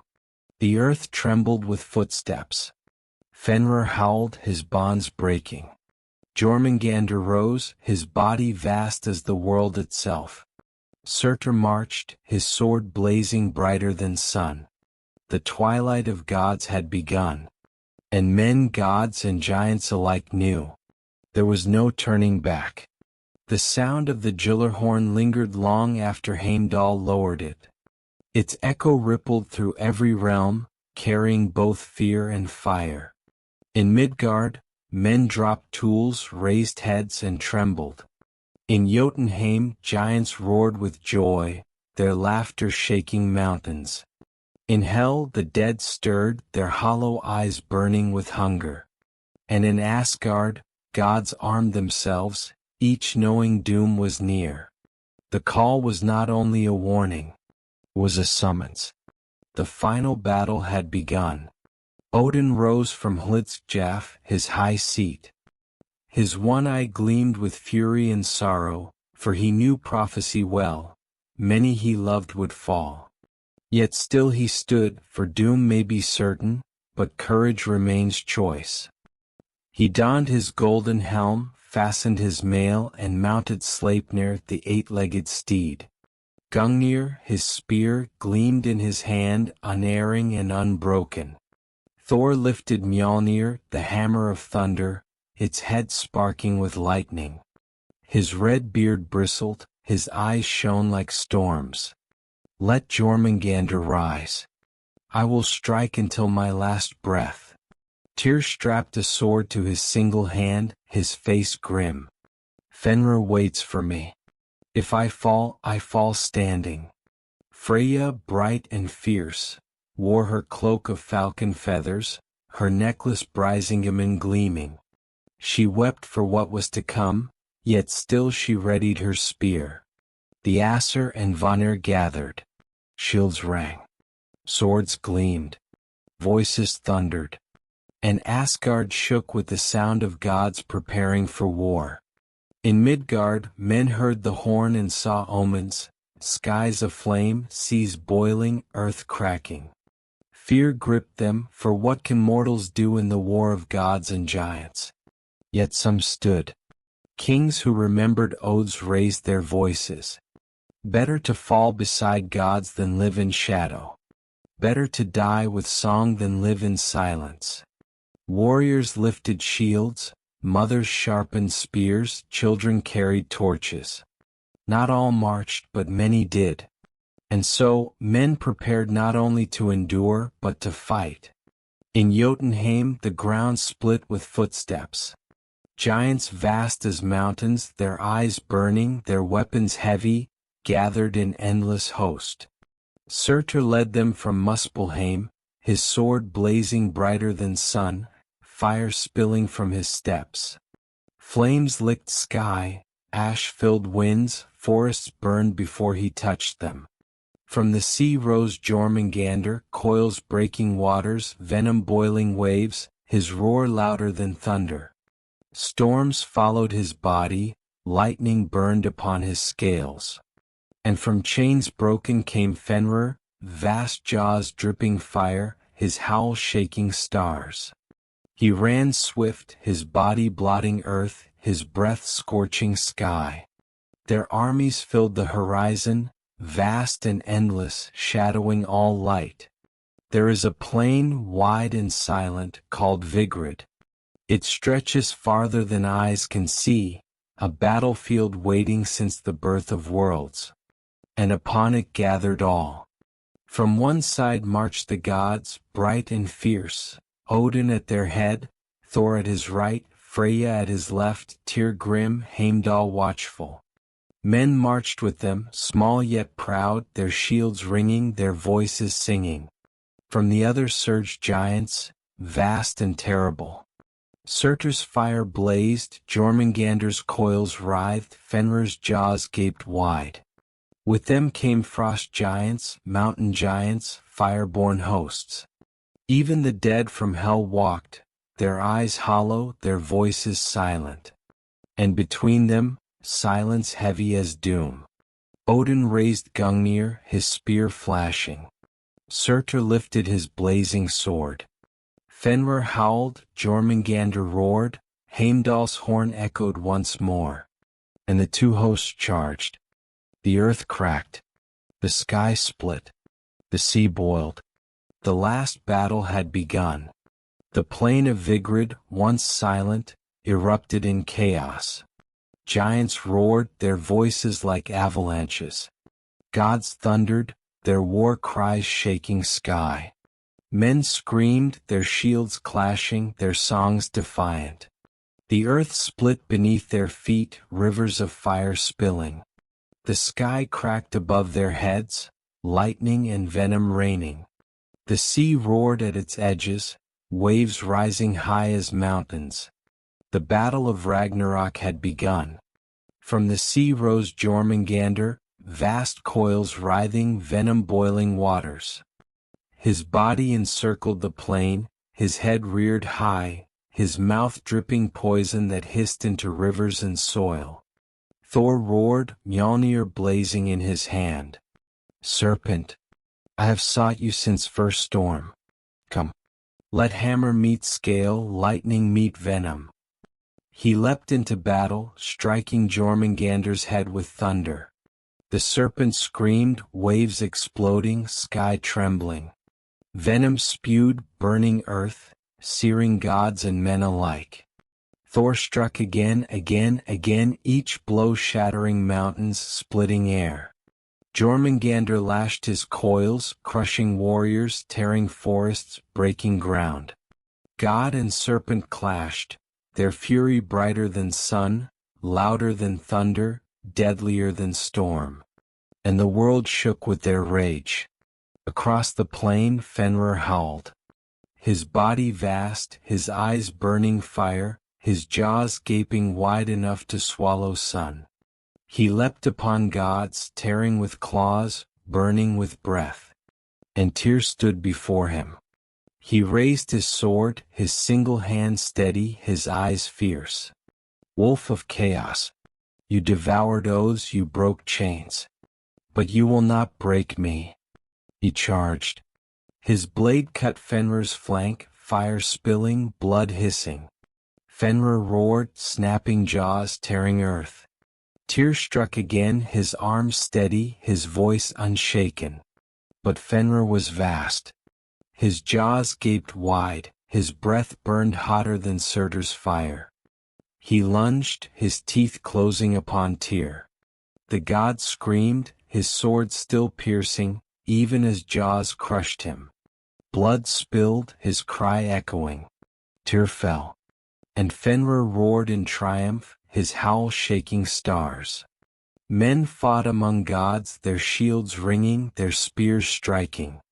They swarmed giants' ankles, they pierced beasts, they sang though their voices broke. But giants crushed them, their fists vast, their clubs heavy. Fire giants burned them, frost giants froze them, serpents devoured them.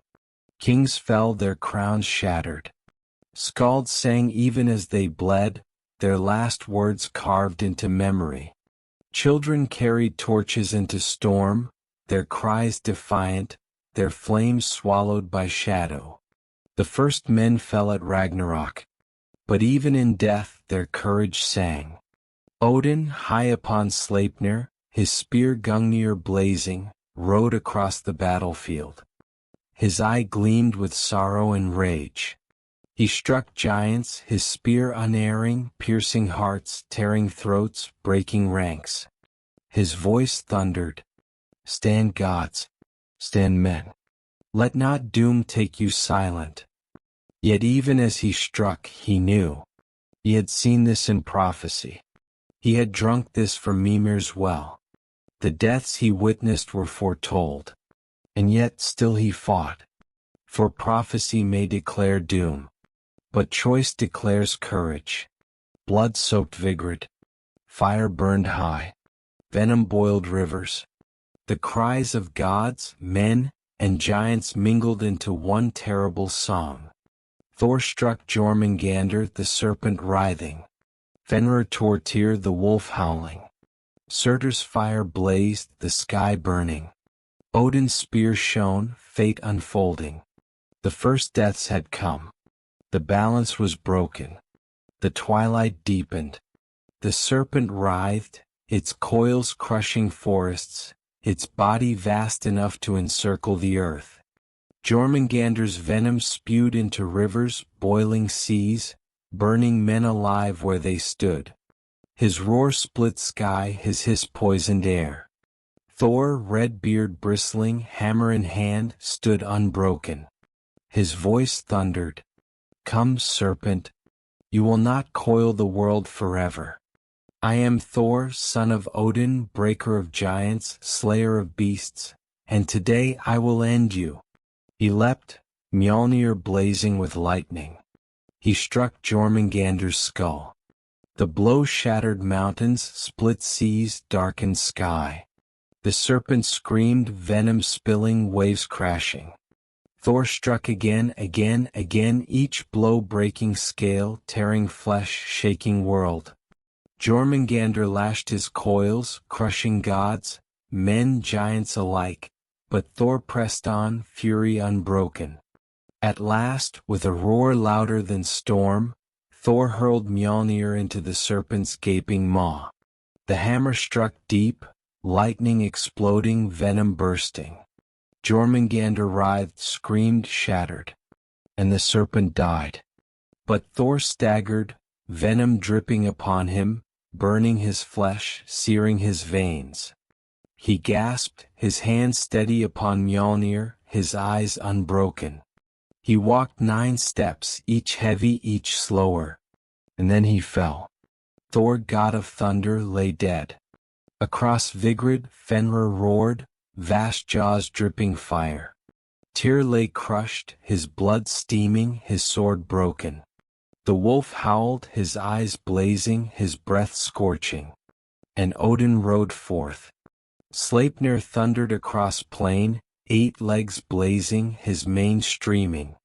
Gungnir gleamed in Odin's hand, unerring, unbreaking.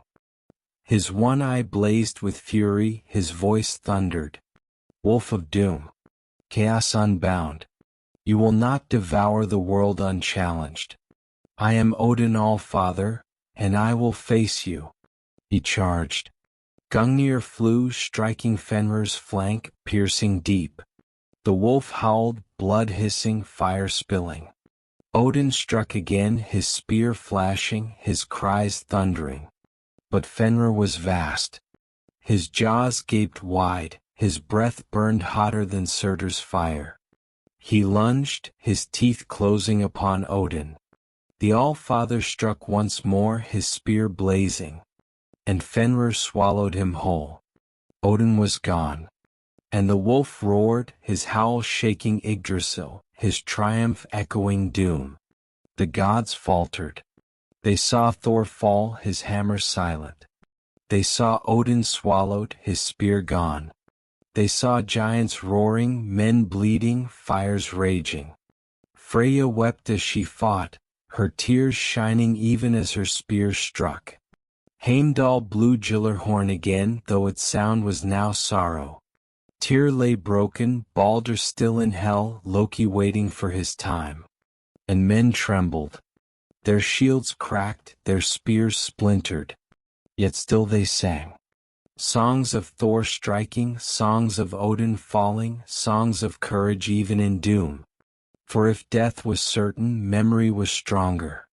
Fenrir rampaged, jaws dripping, eyes burning. He tore gods asunder, crushed men beneath paws, devoured all before him. His howl split sky, his breath burned earth. None could stop him. None could bind him. None could silence him. But prophecy whispered still, the wolf's triumph would not be forever. For another awaited him. From Muspelheim Surtur strode, his sword blazing brighter than sun. Flames spilled from his steps, forests burned, seas boiled, sky cracked. His fire consumed all, gods, giants, men alike. The battlefield was ash, the plain was cinder, the sky was flame. And still the war raged. Thor slain by serpent. Odin devoured by wolf. Tyr broken, gods bleeding. Men falling, giants raging. Surtur blazing, Fenrir howling, Jormungandr dead. The balance of three was broken. The end was not near. The end was here. The plain of Vigrid was ash and blood, yet battle raged on. Amid flames, amid venom, amid wolf's howl, two figures faced each other. Heimdall the watcher and Loki the trickster. For long had Heimdall kept his watch, guarding Bifrost, guarding Asgard, guarding oaths. For long had Loki twisted paths, broken bonds, betrayed kin. Now prophecy demanded they meet. Heimdall's eyes burned bright, sharper than eagles, unblinking even amid smoke. His horn lay silent now, his sword gleaming. Loki's smile curved, sly and cruel, his form shifting in firelight. He bore no armor, only cunning, only spite. Heimdall spoke. Loki, betrayer, breaker of kin, your time is done. And Loki laughed. Watcher, bound to duty, blind to joy, your time is mine. They clashed. Heimdall struck, his sword flashing, his step steady. Loki twisted, his form shifting, striking with daggers of shadow, with fire, with lies. Their blades rang, their voices thundered, their fury shook the plain. At last, Heimdall pierced Loki's heart, but Loki's dagger struck at the same breath. The Watcher fell. The Trickster fell. Both dead, their feud ended in silence. Amid gods and giants, men still fought. Kings long crowned now lay bleeding, yet still lifted swords. Skalds sang, their voices breaking, yet still carried song. Mothers held spears, children carried torches, warriors struck until their arms failed. They knew doom was certain. They knew giants vast, gods falling, fire rising. Yet still they fought. Their voices rose. We are men. Fragile yet fierce, weak yet enduring. If this is end, let it be sung that we fell standing. And they fought until no voices remained. Fenrir, jaws blazing, rampaged still. But vengeance stirred. Vidar, son of Odin, silent and strong, stepped forth. His shoe, forged from all scraps ever cut by men, bound his foot firm. As Fenrir lunged, Vidar leapt. He placed his foot upon the wolf's jaw, forcing it open, and with his hand he drove his blade into Fenrir's heart. The wolf roared, howled, burned, and fell. Fenrir, devourer of Odin, was slain. But Odin remained gone. Though Jormungandr lay slain by Thor, his venom still spread. Rivers hissed, seas boiled, air burned. Men fell choking, gods staggered, giants burned. The serpent was dead. Yet his poison was alive. and the world itself groaned beneath it. Then came Surtur. The fire giant strode across Vigrid, his sword blazing brighter than sun. He lifted it high, flames spilling, ash falling, sky burning. And he struck. His blade cut not only gods, not only men, not only giants, it cut the world itself. Forests blazed, seas boiled, mountains melted. Asgard burned, Midgard crumbled, Jotunheim shattered. Even Yggdrasil, the world tree, groaned, its leaves withering, its branches aflame. Fire consumed all. The battlefield was ash. The sky was smoke. The sea was steam. The world was gone. Gods lay fallen. Giants lay broken. Men lay silent. And Surtur stood amid ruin, his sword still blazing. Then at last even he fell, his fire spent. And silence claimed all. The world was ended. But beneath ash, seeds waited. Beneath ruin, whispers lingered. Beneath silence, song stirred. For Ragnarok was not only doom. It was also birth. The tale of Ymir is not only the story of the first giant, nor only the tale of his fall. It is the story of beginnings, and of endings. From his body the world was born. Flesh became earth, blood became sea, bones became mountains, skull became sky. From his fall, gods found order, and from his death, mankind found life. Yet in his shadow, giants still rose, fire still burned, storms still raged. For Ymir's death was not an ending, but a shaping. His echo lingers in every storm, in every flood, in every roar of chaos that shakes the 9 realms. The gods slew him, yet his memory endured. Men built upon his body, yet his shadow remained. Giants fell, yet his voice whispered in every oath broken, in every battle fought. And so, when we speak of Ragnarok, when fire consumes and flood returns, when giants march and gods fall, we speak also of Ymir. For his chaos was the first, and his chaos will be the last. But remember this, though doom is certain, though endings come, though even gods may fall, mankind endures. Born of driftwood, fragile and fleeting, yet stronger than storm, greater than fire, deeper than chaos. For men carry memory. And memory outlives giants, gods, even the world itself. So let this tale linger like fire in the night, like song in the silence. The saga of Ymir, the first giant, the father of chaos, the shaper of fate. His body is the earth we walk upon. His blood is the sea we sail. His bones are the mountains we climb. His skull is the sky we gaze upon. Every breath you take is upon Ymir's corpse. Every step you walk is upon his flesh. Every song you sing is sung in the world his death created. And though his tale is ended, the story of mankind continues. For as long as fires burn, as long as oaths are sworn, as long as voices sing, the memory of Ymir and the memory of all who endured his shadow will never fade. This was the saga of Ymir, the first giant, the chaos from which creation was born, and the shadow that lingers in every ending.